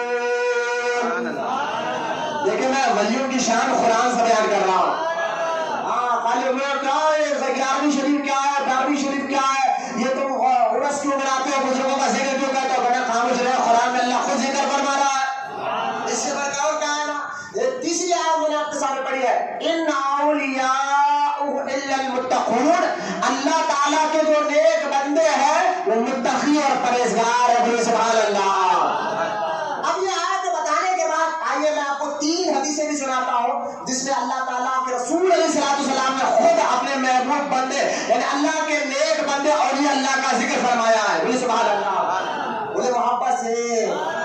آئیے پہلی حدیث جو صحیح بخاری شریف میں بھی حدیث پاک ہے، صحیح مسلم میں بھی حدیث پاک موجود ہے، بخاری اور مسلم میں یہ حدیث پاک صحیح طور پر لکھی گئی ہے، اور جو کتاب سے میں آپ کو حدیث پڑھ کر سنا رہا ہوں یہ امام عبد الغنی بن اسماعیل نابلسی دمشقی حنفی رحمۃ اللہ تعالی علیہ، جو ملک شام دمشق کے بہت بڑے بزرگ گزرے ہیں، ان کی کتاب ہے فیضان مزارات اولیاء، سبحان اللہ۔ اس کتاب سے بخاری میں بھی حدیث ہے جو میں آپ کو سنانے جا رہا ہوں، مسلم میں بھی یہی حدیث پاک ہے، اور یہ ساری کتابیں میرے پاس الحمدللہ موجود ہے۔ میں نے کہا اتنی کتابیں تو کیونکہ اگر کہیں دور رکھی ہوئی ہوتی تو لاتا، بازو بھی میرے پاس رکھی ہوئی ہے، لہٰذا میں آپ کو اس کتاب سے آپ کو حدیث سنا رہا ہوں۔ حدیث کیا ہے سن لیجیے، اور یہ حدیث ہے، بولی سبحان اللہ۔ اللہ کے نیک بندوں کے پہلے شان، میں نے کہا نا پہلے بنیاد سمجھے جب غور سے اعظم آپ کو سمجھ میں آئے گا۔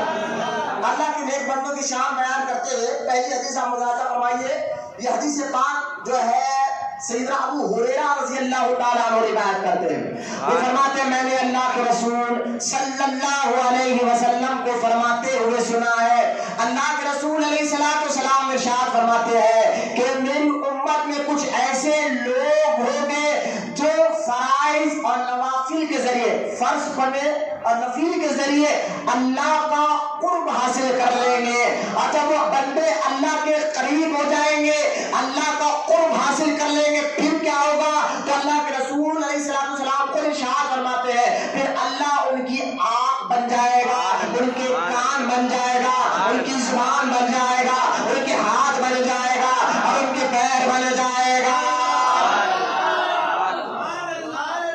اللہ کا قرب حاصل کیسے ہوتا ہے؟ فرائض اور نوافل کے ذریعے۔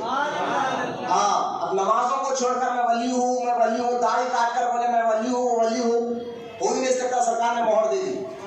بولے نا محبت سے سبحان اللہ. کوئی نمازی ولی نہیں ہو سکتا اور نہ بے نمازیوں کو اللہ کے لے کر. یہ اور بات ہے ان کے مزارات پر بے نمازی بھی آتا ہے نمازی بھی آتا ہے خیر سب کو ملتا ہے. لیکن ولایت کی میں بات بتا رہا ہوں ان کی نظر اگر جس پر پڑ جاتی ہے اللہ کے نیک بندوں کی پھر بے نمازی سے نمازی بن جاتا. اب سمجھ میں آیا اگر سیلانی بابا کی نظر پڑی اگر کوئی آ کر بولے بابا میرے پر سیلانی بابا کی نظر ہے تو چہرے کو دیکھ لو. چہرے پہ داڑھی ہے اسلامی لباس ہے جھوٹ سے بچ رہا ہے غیبت سے بچ رہا ہے گالی نہیں دیتا بدماشی نہیں کر رہا ہے لپا ڈپی کے کام نہیں کر رہا ہے حلال روٹی کما رہا ہے جائز روٹی کما رہا ہے اور پھر کہہ رہا ہے کہ سیلانی بابا کی نظر پڑ گئی تو میں تبدیل ہو گیا تو مان لو بات کو. یہ بات صحیح ہے لیکن داڑھی نہیں ہے اسلامی لباس نہیں ہے لپا ڈپی کی عادت ہے. آپ کو اب بھی معلوم ہے کہ اس کی حرکتیں کیسے ہیں دن بھر میں کتنے جھوٹ بولتا ہے گالی کتنی مرتبہ دیتا ہے پھر پیچھے کتنے لوگوں کی خدمتیں کرتا ہے اور پھر کہہ رہا سیلانی بابا کو اوپر نظر ڈالے تو کہہ رہا تو ڈھونگ باز ہے.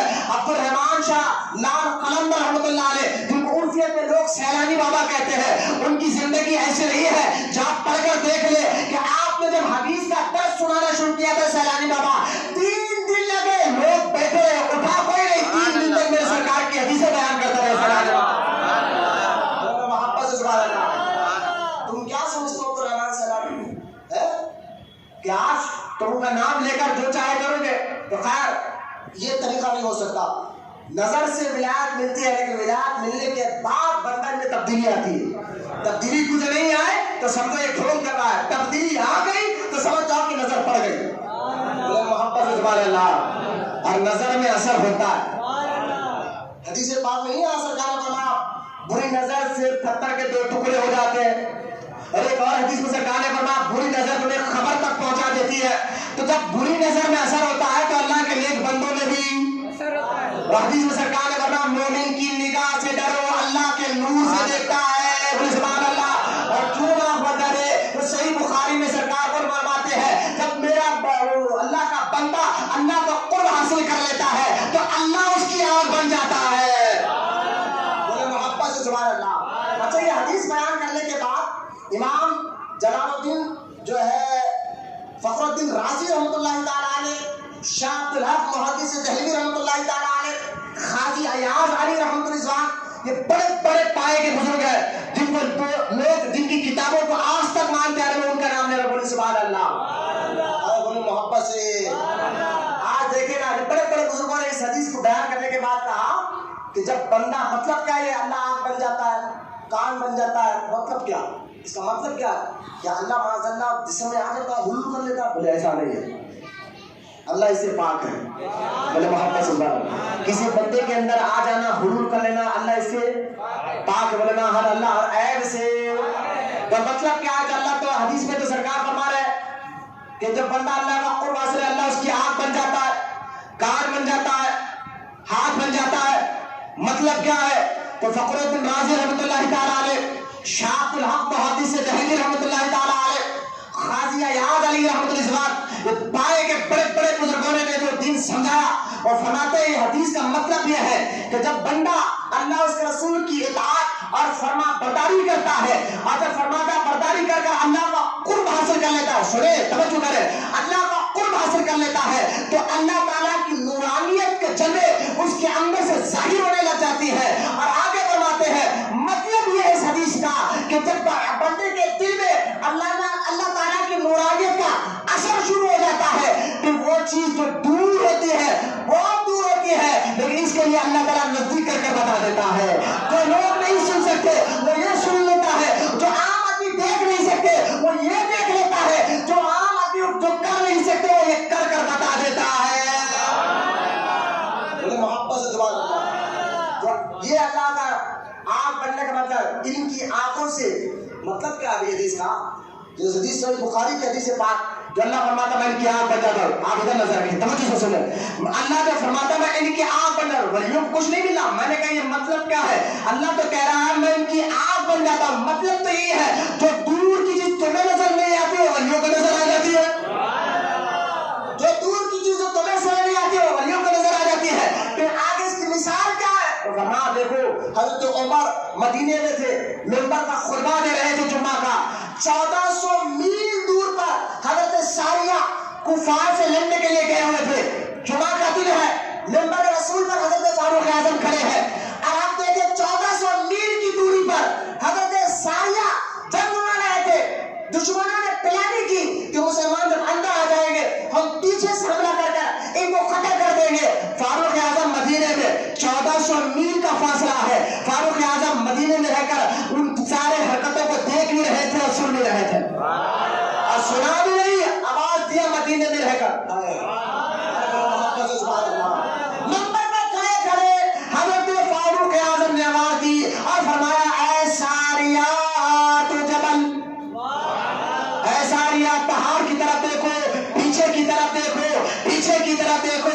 حضرت ساریہ کہتے ہیں میں مڑ کر دیکھا، یہ تو حضرت عمر کی آواز ہے، لیکن کہتے پہاڑ کی طرف دیکھو۔ اب جب ہم نے پہاڑ کی طرف دیکھا تو دشمنوں کے سر نظر آئے، ہم بیٹھے اور دشمنوں کو قتل کیا اور آگے بڑھے۔ حضرت ساریہ کہتے ہیں مدینہ پاک میں کئی دن کے بعد واپس آ کر اگر حضرت عمر کی آواز نہیں آتی تو شاید ہم قتل ہو جاتے، ہم شہید ہو جاتے۔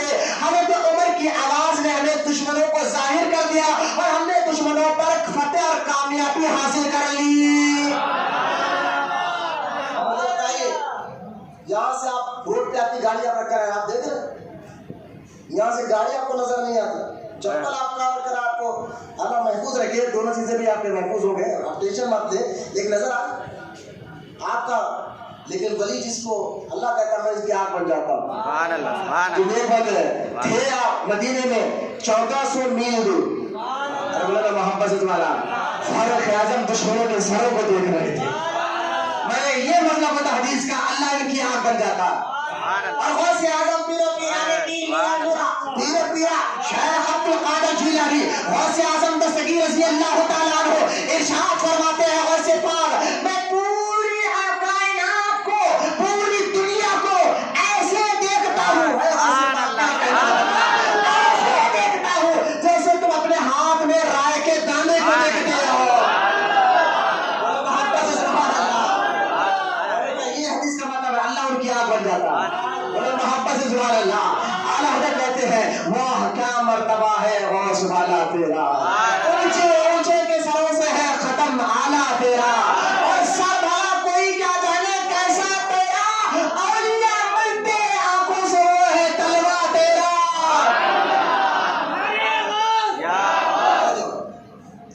آج تقریب آج علمی بات نعرے نہیں، آج کس مقصد سے آپ آئے؟ دین سیکھنے کے لیے، اور میرا بھی مقصد وہی ہے نہ میں تقریر کر کر میں آپ کو رواب چڑھانا چاہتا ہوں معاذ اللہ کہ میں بہت بڑا آدمی ہوں، یہ میں چلتے نہیں اللہ رسول کی بارگاہ میں، انانیت سے اللہ ہماری حفاظت فرمائے۔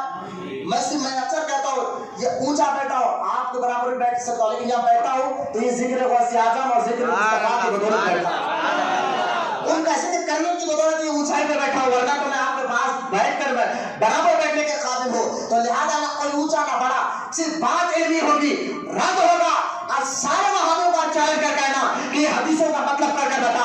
حضرت سرکار دو علیہ السلام فرماتے ہیں ان کی آنکھ بن جاتا ہوں، اللہ کہتا ہے میں ان کی آنکھ بن جاتا ہوں، ان کے کان بن جاتا ہوں۔ مطلب کیا ہے حدیث کا؟ جو تم نہیں دیکھ سکتے ولی دیکھتا، جو تم نہیں سنتے ولی سنتا ہے۔ اور دیکھیں حضرت عمر بن خطاب کے دور میں لوگ آ کر کہتے ہیں امیر المومنین آگ لگ گئی ہے جنگل میں، اور تیزی سے وہ آگ جو ہے شہر کی طرف آ رہی ہے، اور وہ آگ آئے گی تو لاکھوں لوگ، ہزاروں لوگ کا نقصان ہوگا، جانی بھی اور مالی بھی۔ حضرت عمر بن خطاب نے ایک خط لکھا اور خط لکھ کر اپنے غلام کو دیا اور دے کر کہا کہ آگ میں ڈال ڈال۔ حضرت عمر کا وہ خط جیسے ہی آگ میں گیا، غلام کہتا ہے خدا کی عزت و جلال کی قسم آگ اسی وقت بجھ گئی۔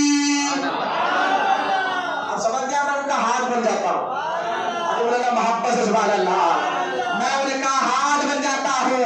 اور سنے جب مدینے پاک میں زلزلہ زمین ہلنے لگی، فاروق اعظم کھڑے ہوئے اور زمین پر کوئلہ مار کر پیر مار کر کہتے ہیں کہ اے زمین عمر تجھ پر عدل کرتا ہے اور تو ہل رہی ہے، میرا کہنا تھا زمین ہلنا بند کر دیتی ہے۔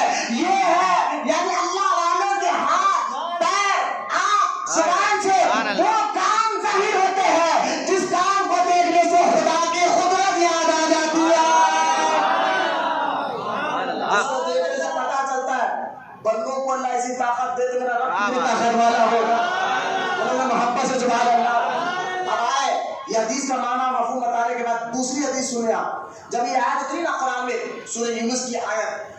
ان اولیاء اللہ لا خوف علیہم ولا هم يحزنون. جب یہ آیت اتری حضرت فاروق اعظم عمر ابن خطاب حضور کی بارگاہ میں سبحان اللہ سبحان اللہ. یا اللہ، اے اللہ کے رسول، جو یہ آیت اتری ہے الا ان اولیاء اللہ، اس آیت سے مراد کون سے لوگ ہیں؟ ان کو کیا مقام ملے گا؟ یہ کون لوگ ہیں؟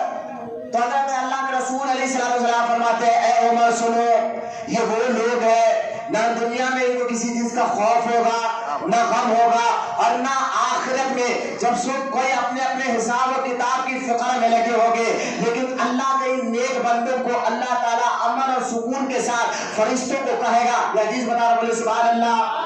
حدیث پاک بتا رہا ہوں قیامت کا دن ہوگا، لوگ حساب و کتاب میں مبتلا ہوں گے، لیکن اللہ کے رسول علیہ السلام فرماتے ہیں یہ وہ لوگ کون؟ یہ غوث خواجہ والے کون؟ یہ اللہ کے نیک بندے، یہ وہ لوگ ہوں گے. سرکار دو عالم علیہ السلام فرماتے اللہ فرشتوں کو کہے گا فرشتوں ان کو بیٹھنے کے لیے نور کے ممبر لاؤ. حدیث سنا بولے محبت سے سبحان اللہ. ان کو سکون سے بیٹھنے دو. لوگ قیامت کا دن کیا آپ کو معلوم ہے؟ قیامت کا دن 50,000 سال کے برابر ہوگا. کتنے ہزار سال کے بعد؟ 50,000 سال کے برابر قیامت کا ایک دن ہوگا. ایک بات. دوسری بات، سورج 1.25 میل کے فاصلے پر ہوگا، سایہ نہیں ہوگا. سورج آج کئی میل اوپر ہے، دھوپ تیز ہو گئی تو ہماری حالت بگڑ جاتی ہے. قیامت کے دن سورج بالکل 100 میل کے فاصلے پر ہوگا. زمین تانبے کی ہوگی. آج پتھر کی زمین پر ہم پیر نہیں رکھتے تھے، کڑک دھوپ میں لنگے پیر نہیں چل سکتے. لہذا زمین تانبے کی، سورج 100 میل کے فاصلے پر. لوگ اپنے گناہوں کے سے ڈر سے، اللہ کے خوف سے، کوئی نام عمل کو توڑ رہا ہوگا، کوئی حضور کی بارگاہ میں بھاگ رہا ہوگا.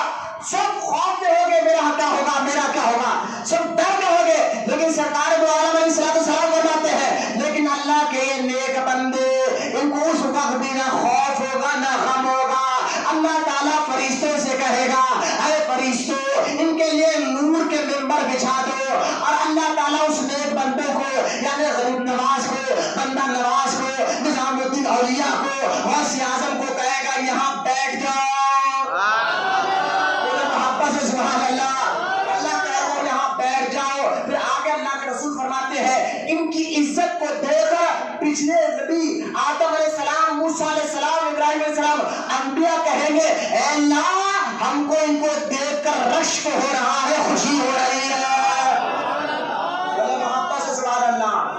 یہ دو حدیثیں میں نے سنائی، یہ دو حدیثیں آپ کے سامنے، ایک تو قرب حاصل ہوتا ہے، دوسرا اللہ کو کیسی عزتوں سے نوازا ہے. یہ دو حدیثیں میں نے آپ کو سنائی ہے. اب دو حدیث کے بعد میں نے چاہا ایک تیسری اور آخری حدیث سنیں. اور بھی حدیثیں ہیں، قرآن کی 3 آیتیں میں نے آپ کے سامنے رکھی اور اس سے اللہ والوں کی شان بیان فرمائی. اور حدیث کی 2 حدیثیں، اب تیسری آخری حدیث آپ کو بتا رہا ہوں. اور یہ حدیث میں ذہن میں رکھ لیا، اور ذہن میں رکھنے کے بعد آگے بات میں پہنچاؤں گا. پھر غوث اعظم میں نے بتانا مقصد یہ ہے اللہ تعالیٰ اپنے نیک بندوں کا، اولیاء اللہ کا ذکر قرآن میں بھی کرا ہے اور سرکار نے حدیث میں بھی کر کے بتایا ہے. وہ کیا اللہ والوں کے پیچھے پھرتے ہو، کیوں ان کے پیچھے پھرتے ہو، کیوں ان کے داستانوں پر جاتے ہو، کیوں ان کے مرید بنتے ہو، کیوں ان کے ساتھ بیٹھتے ہو، اٹھتے ہو، کھاتے ہو. میں نے کہا چھوڑو، ان کے ساتھ اٹھنے بیٹھنے کھانے پینے سے ایمان بھی محفوظ ہوتا ہے، عقیدہ بھی محفوظ ہوتا ہے، بندہ نمازی بھی ہوتا ہے، اور بندے کے اندر اچھے اخلاق بھی آتے ہیں. بد اخلاق گندی عادتیں کسی کی نزدیک رہ کر جا سکتی ہے. جو تمہارا اچھا دوست بن سکتا ہے وہ اللہ کے نیک بندے ہی ہو سکتے ہیں، جو آپ کی گندی عادتوں کو دور کر سکتے ہیں، آپ کی گندی مزاج کو ختم کر سکتے ہیں. اب آخری تیسری حدیث سنیں. وہ حدیث سیدنا انس بن مالک رضی اللہ تعالیٰ عنہ سے روایت ہے. سرکار مدینہ علیہ السلام نے ارشاد فرمایا، بہت سے، سرکار فرماتے میری امت میں بہت سے ضعیف، کمزور، بوسیدہ، خراب لباس والے ایسے ہوتے ہیں اگر وہ اللہ کی قسم کھا لے تو اللہ تعالیٰ ان کی قسم پورا فرما دیتا ہے. مجھے محبت سے سبحان اللہ، اس کو اللہ ان کی قسم پورا فرما دیتا ہے. اب یہ حدیث کیا ہے؟ سرکار فرماتے ہیں میری امت میں کچھ ایسے لوگ بھی ہوں گے قیامت تک جن کے دیکھنے سے لباس ہوگا گندا ہوگا، غریب ہوگے، کمزور ہوگے، لیکن جو زبان سے کہہ دیں گے اے اللہ تجھ کو قسم ہے، تو اللہ ان کی زبان سے نکلی ہوئی بات کو ضرور پوری کر دیتا ہے. بولے محبت سے سبحان اللہ. اور ایسے لوگ زیادہ تر مجذوب بھی ہوتے ہیں, دکھنے میں آپ کو دیوانے, اور ہر دیوانہ مجذوب نہیں ہوتا. ہر دیوانے کو مجذوب ہے, مجذوب کی ایک پہچان ہوتی ہے. میں نے دیکھا مجذوب مہینوں پانی نہیں لاتے لیکن جسم سے بدبو نہیں آتی. ہر دیوانے کو مجذوب نہ سمجھے. لمبے بالوں کو دیکھ لیے, کپڑے پھٹے پرانے, کوئی بابا ہے کہ نام آگے, ان کی پہچان بھی ہوتی ہے. وہ پہچان سے پہچان تجربے کی بات بتا رہا ہو. مہینوں پانی نہیں لاتے لیکن جسم سے بدبو. آج دیکھیں 1-2 دن آنا ہے تو پسینے کی بو سے ہمارا ہاتھ برا ہو جاتا ہے. یہ لوگ مہینوں پانی نہیں لاتے لیکن بدبو نہیں آتی. آپ دیکھیں, اور فرماتے سرکار ان کے لباس گندے ہوں گے, لباس بوسیدہ ہوں گے. اگر ان کو تم دیکھو تو اپنے قریب بھی آنے نہیں دو گے, لیکن اللہ کے ہاں کا مقام یہ ہوگا جو یہ بول دیں گے اللہ وہ کر دے گا. بولے محبت سے سبحان اللہ. جو یہ بول دیں گے اللہ ان کی بات کو پوری کر دے گا. اب کیوں آتے ہیں اللہ والوں کے آستانوں پر کہ ہمیں معلوم ہے یہ جو بولتے ہیں اللہ ایسا کر دیتا ہے. بولے محبت سے سبحان اللہ. اس لیے اللہ والوں کے آستانوں پہ آ کر ہم دعائیں مانگتے ہیں کہ اے اللہ کے ولی آپ زبان لا دے تو اللہ کرم فرما دے گا, آپ بول دیں گے تو اللہ راضی ہو جائے گا. تو اللہ کے نیک اور محبوب بندوں کے آستانوں پر آ کر دعا اس لیے مانگتے ہیں کیونکہ سرکار نے خود فرمایا جو یہ بولتے ہیں اللہ ایسا کر دیتا ہے. اب سمجھ گئے اللہ اولیاء اللہ کی شان. بولے محبت سے پیچھے والے بولے سبحان اللہ. بات سمجھ گئے نا. قرآن حدیث سے میں نے آپ کسی ولی کا واقعہ سنا تو آپ سر نہ بولے یہ کیا بول رہے. میں نے کہا یہ قرآن حدیث مجھے بتایا ہمارے غوث اعظم کی بارگاہ ولیوں کا اتنا بڑا مقام. بولے نا سبحان اللہ. ولیوں کا اتنا بڑا مقام و مرتبہ جو بولتے اللہ ایسا کر دیتا ہے. آپ کو کئی واقعات آپ نے سنا. میں ہاں اور میں آپ کو بتاتا ہوں غوث اعظم کی بارگاہ میں چھوڑ. یہ تو ولیوں کے امام ہے. بولے نا محبت سے سبحان اللہ. امام الاولیاء ہے. سرکار غوث اعظم دستگیر رضی اللہ تعالیٰ عنہ کے بارے میں آتا ہے سرکار جب معراج کی رات ہمارے نبی اللہ کے دیدار کے لیے آسمانوں پر گئے اور جب عرش کے قریب گئے تو اللہ تعالیٰ سے حضور نے کہا اے اللہ یہ تیری روحوں کی جو دنیا ہے جن کو عالم ارواح کہتے ہیں, ان روحوں کی دنیا میں ایک روح جو میری طرح ہے وہ اس کو دیکھتے ہیں, میں اس کو دیکھ رہا ہوں. اس روح سے مجھے بہت انس آ رہا ہے, محبت آ رہی ہے, اس کو قریب لانے کو دل چاہ رہا ہے. اللہ پاک فرماتا ہے اے مصطفیٰ وہ روحوں کی دنیا میں جس روح کو دیکھ کر آپ کا دل خوش ہو رہا ہے, جس روح کو دیکھ کر آپ کا دل چاہتا ہے اس کو قریب کرو, اس کو سینے سے لگاؤ, اس کو بوسا دو, وہ روح کوئی اور نہیں, وہ تیری اولاد میں پیدا ہونے والا اور ولیوں کا سردار عبد القادر جیلانی کی روح مبارک ہے. سرکار غوث اعظم کی روح کو ابھی پیدا تو بعد میں ہو نا, دنیا حضور دنیا سے جانے کے 500 سال بعد غوث اعظم پیدا ہوا, لیکن یہ روحوں کی دنیا میں اللہ کے رسول حضور غوث پاک کی روح سے ملاقات کر رہے ہیں اور قریب بلا کر اپنا خدم مبارک ان کی کھاندے پہ رکھ کر سرکار اللہ کی بارگاہ میں جاتے ہیں. تو لہذا اللہ پاک نے فرمایا محبوب تو سارے ولیوں کا امام ہے اور سارے نبیوں کا امام تو ہے اور تو نے ان پر خدم رکھ دیا ہے. اب مصر عبد القادر جیلانی کو میں سارے ولیوں کا امام بنا دینا. اس لیے جب غوث اعظم دستگیر میں ممبر پر بیٹھ کر فرمایا تھا میرا یہ قدم سارے ولیوں کی گردنوں پر ہے, تو خواجہ قریب نواز جنگل میں بیٹھے اللہ کی عبادت کر رہے تھے. غوث پاک اس خواب کو سن کر خواجہ قریب نواز ہند الولی عطائے رسول سب کا قریب نواز سر جھکا کر کہتا ہے معین الدین کہہ رہے ہیں, قریب نواز کہہ رہے ہیں, عطائے رسول کہہ رہے ہیں اے عبد القادر آپ کا پیر میرے سر پر نہیں, میرے کاندھے پر بھی نہیں, میرے سر پر بھی ہے اور میرے آنکھوں پر بھی ہے. محبت سے سبحان اللہ. اس شان کے میرے غوث اعظم غوث پاک رضی اللہ تعالیٰ عنہ کا ایک لقب ہے محی الدین. کیا لقب ہے؟ محی الدین. محی الدین, محی ہا میم ہا دال یا نون, محی الدین. سبحان اللہ. معین نہیں, محی الدین تو غریب نواز ہے. محی الدین ہا تا میرا کیا الف با ہا تا سا پڑھ سنے میں نا ہا والی بات. محی الدین اس کا معنی کیا جانتے ہیں؟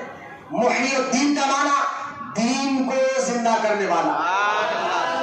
محبت سے سبحان اللہ. محی الدین، دین کو زندہ کرنے والا. معنی اور مطلب جانتے ہو کیا ہے؟ غوث پاک جب پیدا ہوئے تو آپ تاریخ بغداد پڑھ کر دیکھ لیجئے، لوگ جو ہے نا بالکل دین سے دور ہو چکے تھے، علماء بھی دین سے دور ہو چکے تھے. عام آدمی تو دور کی بات ہے، جو آدمی پیسے والا تھا نا بغداد میں، مالدار آدمی، وہ مالدار آدمی اپنے گھر میں 400 ناچنے والی عورتوں کو رکھا کرتا، 400 500 عورتوں کو ناچنے گانے کے لیے، شراب کے لیے. یہ مسلمانوں کا حال ہو چکا تھا. دین تھا لیکن بالکل ختم ہو چکا تھا، لوگ دین سے دور ہو چکے تھے. پھر اللہ تعالیٰ نے ایسے ماحول میں شیخ عبد القادر جیلانی کو پیدا فرمایا، غوث پاک رضی اللہ تعالیٰ عنہ کو پیدا فرمایا، اور پیدا فرما کر آپ کے ذریعے سے لوگوں کو دین کی محبت اور دین کی چاہت عطا فرمائی. اس لیے اللہ تعالیٰ نے آپ کو لقب عطا فرمایا محی الدین، یعنی دین کو زندہ کرنے والا. یہ ہوتے اللہ والے کی ڈیوٹی ہوگی. بولے محبت سے سبحان اللہ. ہاں یہ ڈیوٹی ہوتی ہے اللہ والوں کی. تعویذ کرنا، دم کرنا یہ ڈیوٹی نہیں، یہ تو ان کا فیض ہے. لیکن یہی ذریعہ نہیں ہے ولی کرما کہ تعویذ جو ہے دے دم کرتے تو آپ کی مشکل حل کر دے. وہ ولی نہیں ہوتا. ولی تو شریعت کا پابند ہوتا ہے، قرآن حدیث کا پابند ہوتا ہے، دین کا پابند ہوتا ہے. اور جو ان کی صحبت میں بیٹھتا ہے اللہ ان کو بھی دین کا پابند بنا دیتا ہے. ان اللہ والوں کو سمجھو، پہچانو. ڈھونگے جیسا آج کے دور میں بدعقیدہ اور وہابیوں سے آپ کو دور رہنا ہے، اسی طرح ڈھونگی پیروں سے اور ڈھونگی باباؤں سے بھی آپ کو دور رہنا ضروری ہے. دین کی صحیح پہچان کرو یار. آج لوگ جو ہے نا اللہ والوں سے بیزار ہو رہے ہیں. کیوں؟ مولانا ایک صاحب کے پاس گئے تھے، انہوں نے ہمیں ڈھک لیا، لوٹ لیا. بعد میں پتا چلا وہ صاحب جو ہے نہ نماز کے تھے نہ روزے کے تھے، ہم تو داڑھی امامے پر ان کی فدا ہو گئے. میں نے کہا بابا اگر پولیس کا لباس پہن کر کوئی ڈاکو لوٹ لیے تو اس کا مطلب یہ تو نہیں ہوتا کہ ساری پولیس خراب ہے. اسی طرح اگر کوئی شملہ پہن کر کسی کو لوٹ لیتا ہے اس کا مطلب یہ تو نہیں ہوتا کہ سارے شملے والے خراب ہے. غلطی آپ کی ہے، آپ پہچانے. آپ کو پہلے معلوم ہونا چاہیے کہ جس کے ہاتھ پر آپ بیعت کر رہے ہیں، بلید ہو رہے ہیں، اس کے بارے میں آپ کو جاننا یہ ضروری ہے کہ پیر ہوتا کیسا پائے. یہ جانکاری آپ کے لیے لازم ہوا کرتی ہے. اور یہ ڈیوٹی کیا؟ غوث پاک رضی اللہ تعالیٰ عنہ کا خاندان کی بات کر لیا. میرے غوث پاک کو جیسا اللہ نے اونچا مقام عطا فرمایا گا، ایسا اونچا خاندان بھی عطا فرمایا. میرے محبت سے سبحان اللہ.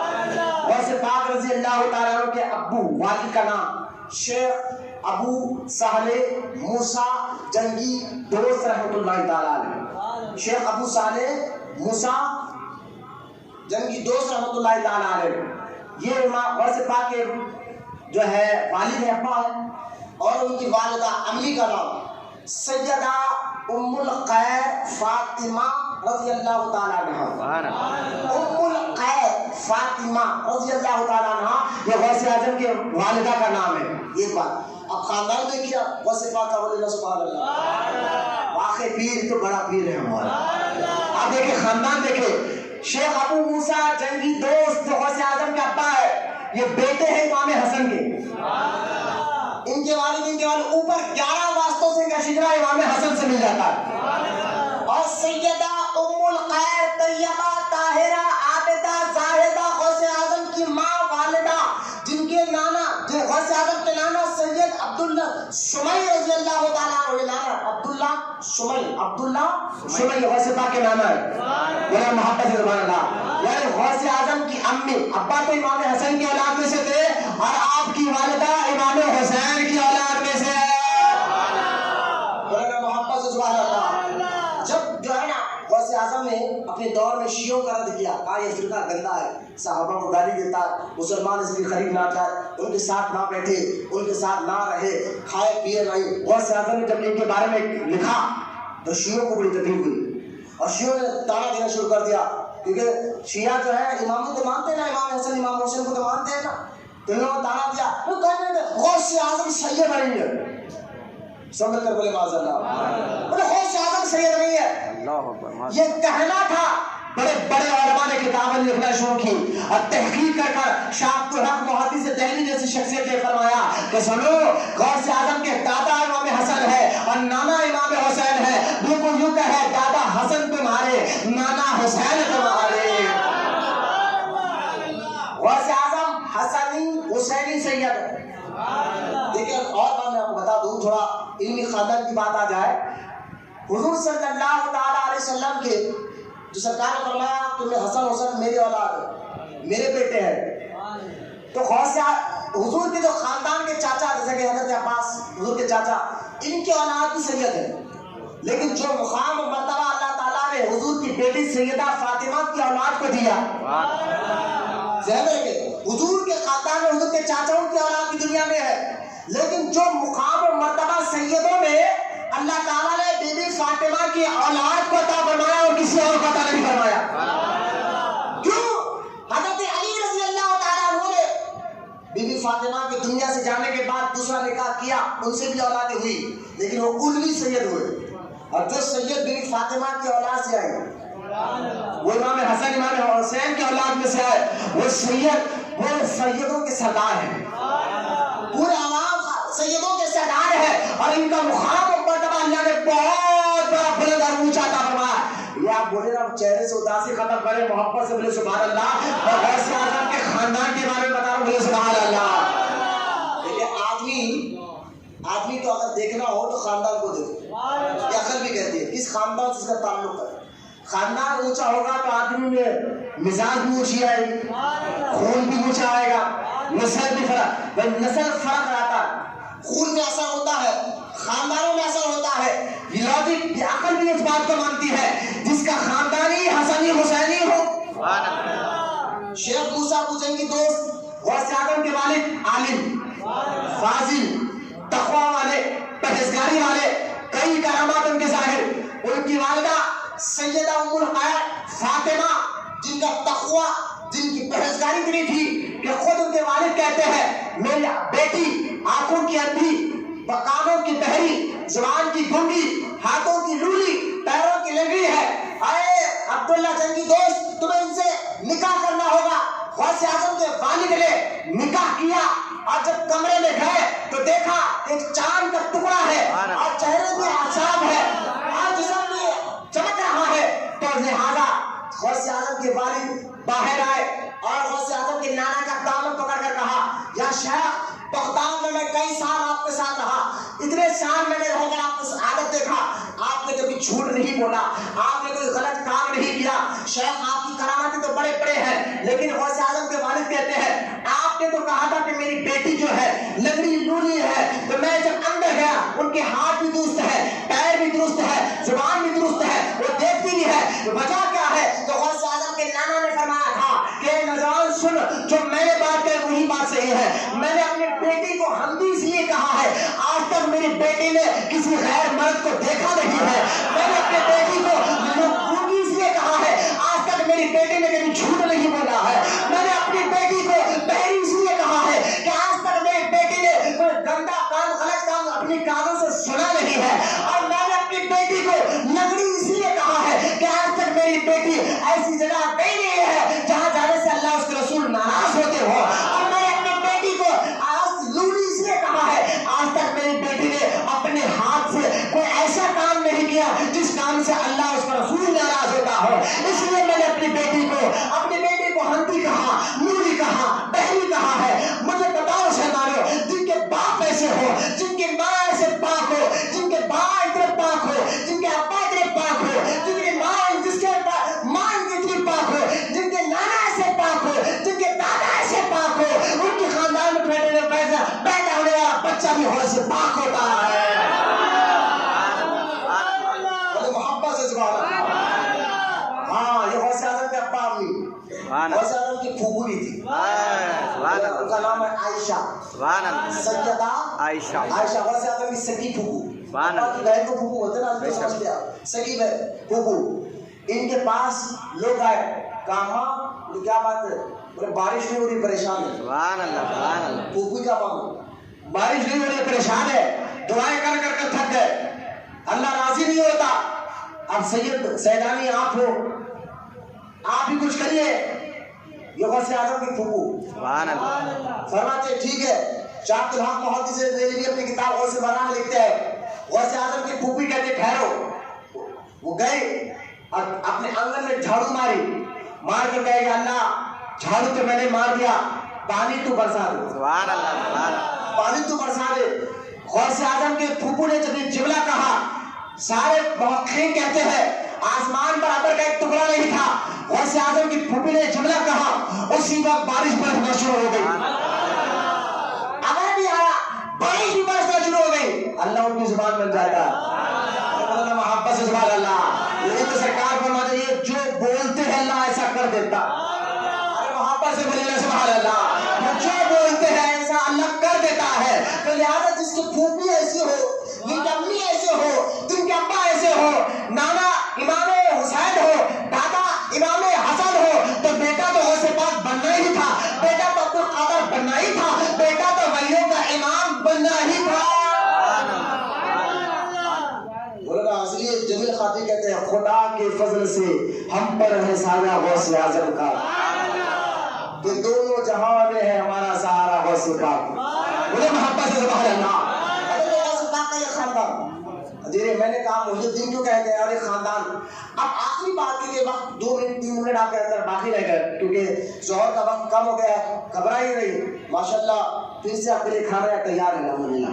یہ جسمانی روحانی غذا کھائیے، جیسا ہی نماز ہوگی انشاءاللہ جو کھانا کھلاتے ہیں اور جمعہ اللہ کو سلامت رکھے، پھر سے انشاءاللہ آپ کے لیے تیار ہے کھانا، آپ جو روحانی جسمانی غذا بھی کھا کر جائیے۔ لیکن آج میں آپ کو امام رخیمی کی بات، اولیاء کی عظمت کے ساتھ ساتھ امام الاولیاء سرکار غوث پاک رضی اللہ تعالیٰ عنہ کی سیرت مبارکہ کے اہم کوشوں پر، یہ تو آپ بار بار سنتے رہتے ہیں کہ ولیوں کی امام ہے، لیکن آج میں یہ مزاج آپ کو بتانا چاہتا ہوں کہ غوث اعظم نے کس فیلڈ میں کام کر کے بتایا۔ سبحان اللہ سبحان اللہ۔ آج اس ٹاپک پر نیا موضوع ہے، آج یہی موضوع رہے گا، وقت ختم ہو رہا ہے، انشاءاللہ آنے والے جمعہ میں بھی میں آپ کو یہی موضوع رکھ کر بتاؤں گا کہ غوث اعظم کا تسکین رضی اللہ تعالیٰ عنہ کا مقام کس فیلڈ میں غوث اعظم نے کام کر کے بتایا۔ سبحان اللہ۔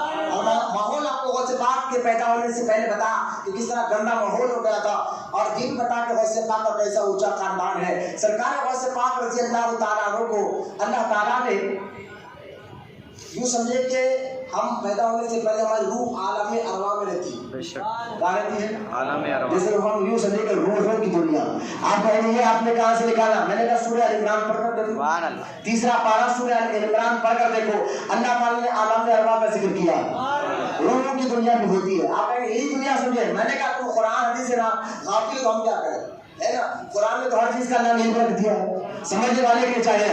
روحوں کی دنیا کا ذکر 3 پارہ سورہ ال عمران آیت میثاق میں اللہ تعالیٰ نے ڈیٹیل کے ساتھ بیان کیا۔ تو عالم ارواح روحوں کی دنیا میں بھی اللہ تعالیٰ نے غوث پاک کو ایسا مقام عطا فرمایا کہ حضور جب اللہ کی بارگاہ میں جا رہے تھے تو کھانتا دینا نصیب ہوا۔ غوث اعظم کی روح نے جو کھانتا دیا تھا وہ سرکار دو عالم علیہ السلام آپ کے کھانے مبارک پر ختم رکھ کر اللہ کی بارگاہ میں گئے تھے۔ اس لیے میں روایت میں آتا ہے جب غوث اعظم دنیا میں تشریف لے کر آئے تو آپ کے کھاتوں پر سرکار کے ختموں کے نشان موجود تھے۔ بولے محبت سے سبحان اللہ، اور محبت سے سرکار غوث پاک رضی اللہ تعالیٰ عنہ کو اللہ تعالیٰ میں یوں کہے کہ روحوں کی دنیا سے ولایت دی، اور آپ ماں پیٹ والی پیدا ہوئے۔ اچھا جب آپ پیدا ہوئے نا، آپ کے پیدا ہونے سے پہلے بہت بڑے بزرگ گزرے، جنید بغدادی، سری سقطی اور عبداللہ سہیل تستوری، دیکھیں اتنے نامہ لے رہا ہوں میں، یہ وقت کے بڑے بڑے سبحان اللہ سبحان اللہ سبحان اللہ۔ لیکن غوث اعظم فرماتے ہیں سب کا سورج ڈوب گیا، اب ہمارا سورج چمکا۔ سبحان اللہ۔ ارے بولے محبت سے سبحان اللہ، سب کا سورج ڈوبا، ہمارا سورج قیامت تک چمکے گا۔ اس لیے دیکھو میں نے اتنے بڑے بڑے بزرگ کا نام لیا تو آپ خاموش رہے، میں نے غوث پاک کا نام لیا تو سب سمجھ گئے کہ ذکر کس کا ہو رہا ہے۔ نام لیتے پتا چل جائے کہ سب کا سورج ڈوبا ہے، غوث پاک فرماتے ہمارا سورج قیامت تک چمکتے رہے گا۔ غوث اعظم سے پہلے کے بڑے سورج تھے، ولایت کے بڑے مقام پر تھے، جنید بغدادی، سبحان اللہ، عبداللہ سہیل بن تستوری، سبحان اللہ، سری سقطی، بولتے رہے سبحان اللہ، اور محبت سے بولتے رہے۔ یہ بڑے پائے گئے منصور بن حلاج، شیخ ابو بکر شبلی، فرید الدین اٹاری، یہ بڑے بڑے اولیاء غوث اعظم سے پہلے کے۔ لیکن دیکھیں جیسا ہمارے نبی آنے سے پہلے ہر نبی نے کہا تھا نا کہ حضور آنے والے ہیں، حضور آنے والے ہیں، خاتم النبیین آنے والے ہیں، امام الانبیاء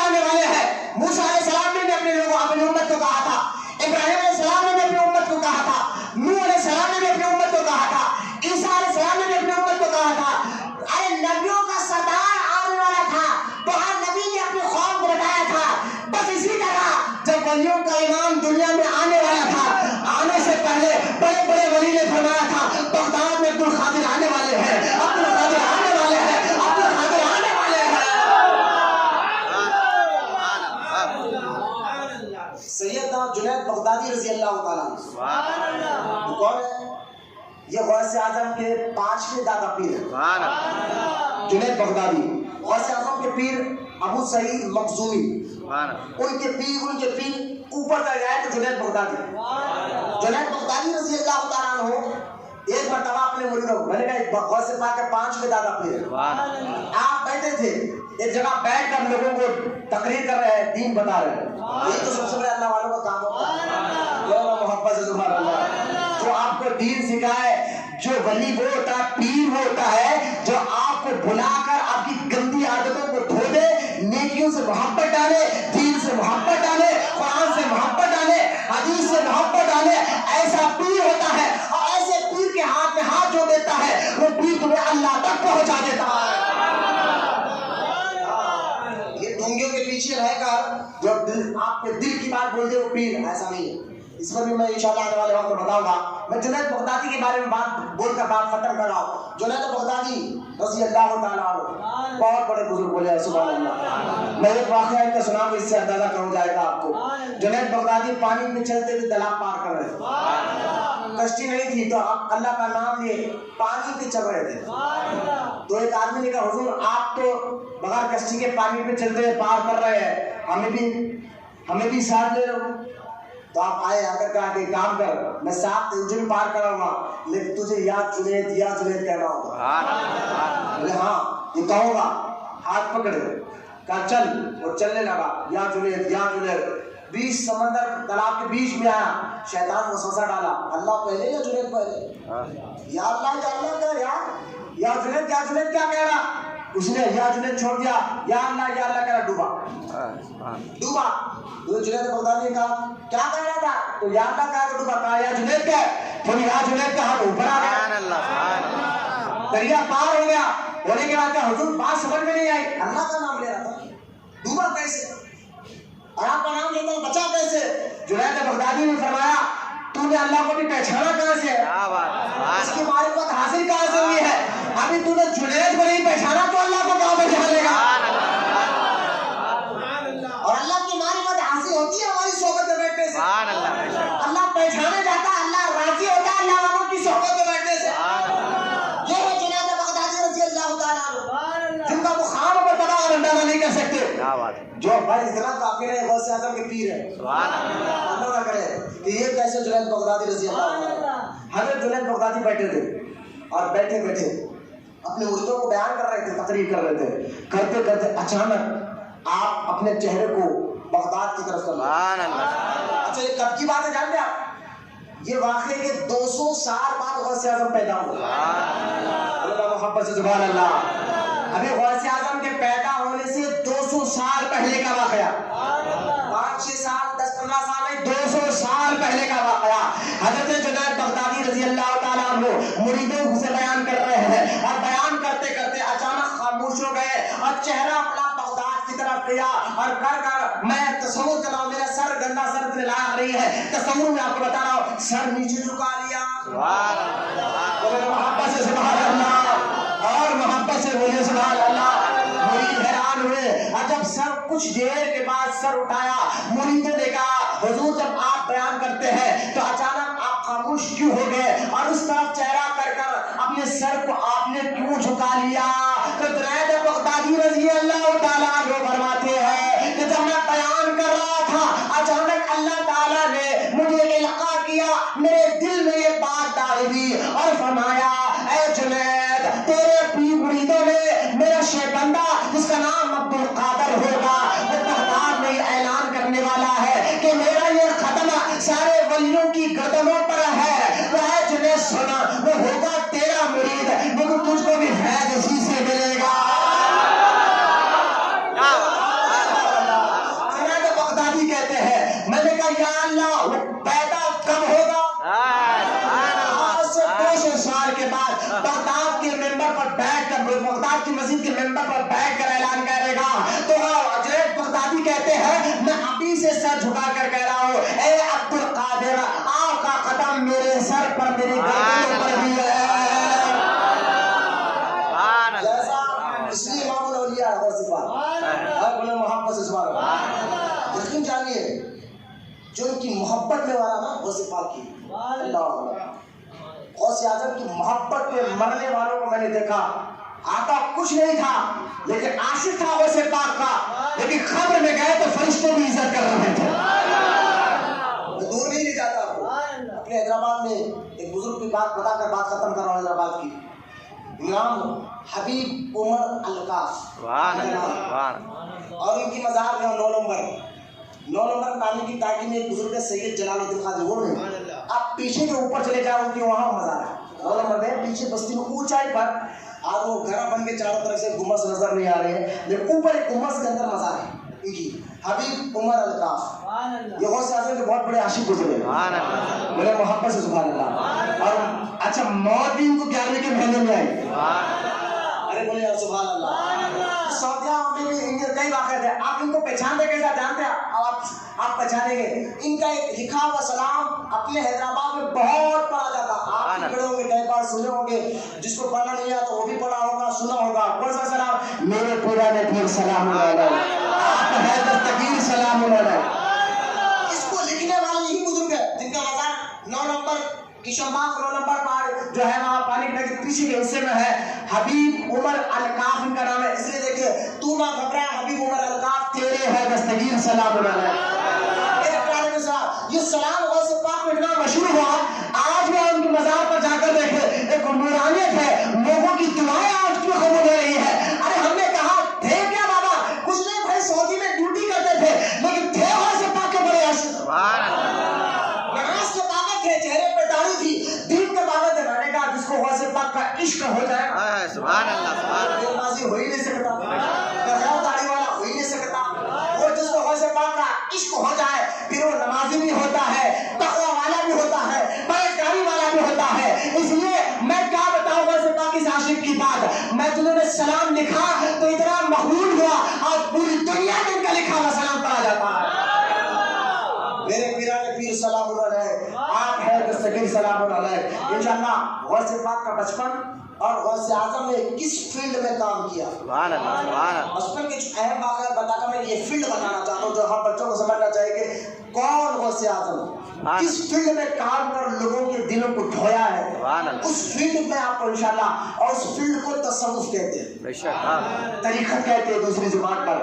آپ لوگ تصوف, اس فیلڈ میں غوث اعظم نے سارے سلسلوں کو ضم کر کس طرح کام کیا اور ساری دنیا میں خادم سلسلہ کو پھیلایا ہے. انشاءاللہ آنے والا جمعہ 11ویں کا دن بھی ہے, اور آپ 12:30 کو اگر آ جائیں گے, 12:25 سے انشاءاللہ اذان ہو جائے گی, 12:30 کو آ جائیں گے, تھوڑا جلدی بیان شروع کر دیں گے انشاءاللہ. کھانا تو بیچارے کو کھلا رہے, اللہ کو سلامت رکھے, کھانا بھی ملے گا. 11ویں شریف آنے والے جمعہ کو ہے, تو اب 11ویں والے پیر نے جس فیلڈ میں کام کیا, جس کو شوق کو سمجھنا ہو, وہ یقین جانیے ایسا ذکر ہے, ان کے مبارک ذکر سے سننے سے دل کو بھی سکون ملتا ہے, روح کو بھی سکون ملتا ہے, ایمان بھی تازہ ہوتا ہے, نماز میں بھی دل لگتا ہے, اور عبادت کو بھی دل لگتا ہے. سنو تو ایسا کیفیت اللہ تعالیٰ ہمیں عطا فرماتا ہے. تو کس فیلڈ میں انہوں نے کام کیا تھا, انشاءاللہ زندگی اور باقی تو آنے والے جمعہ 11ویں کا دن میں ضرور آپ کے سامنے رکھوں گا. اللہ تعالیٰ کی بارگاہ میں دعا ہے, اللہ تعالیٰ ہم تمام کو کہنے سننے سے زیادہ عمل کی توفیق عطا فرمائے. اللہ تعالیٰ ہمارے ظاہر باطن جسم روح دل کو پاک بنا دے. اللہ تعالیٰ ہمارے دلوں میں علم نافع کو داخل فرما, سینے میں اسلام کی محبت کو داخل فرما, دل میں سنیت کے درد کو داخل فرما. سرکار غوث پاک رضی اللہ تعالیٰ عنہ کا صدقے طفیل ملا ہمارے اور ہمارے ماں باپ کی بخشش اور مغفرت فرما.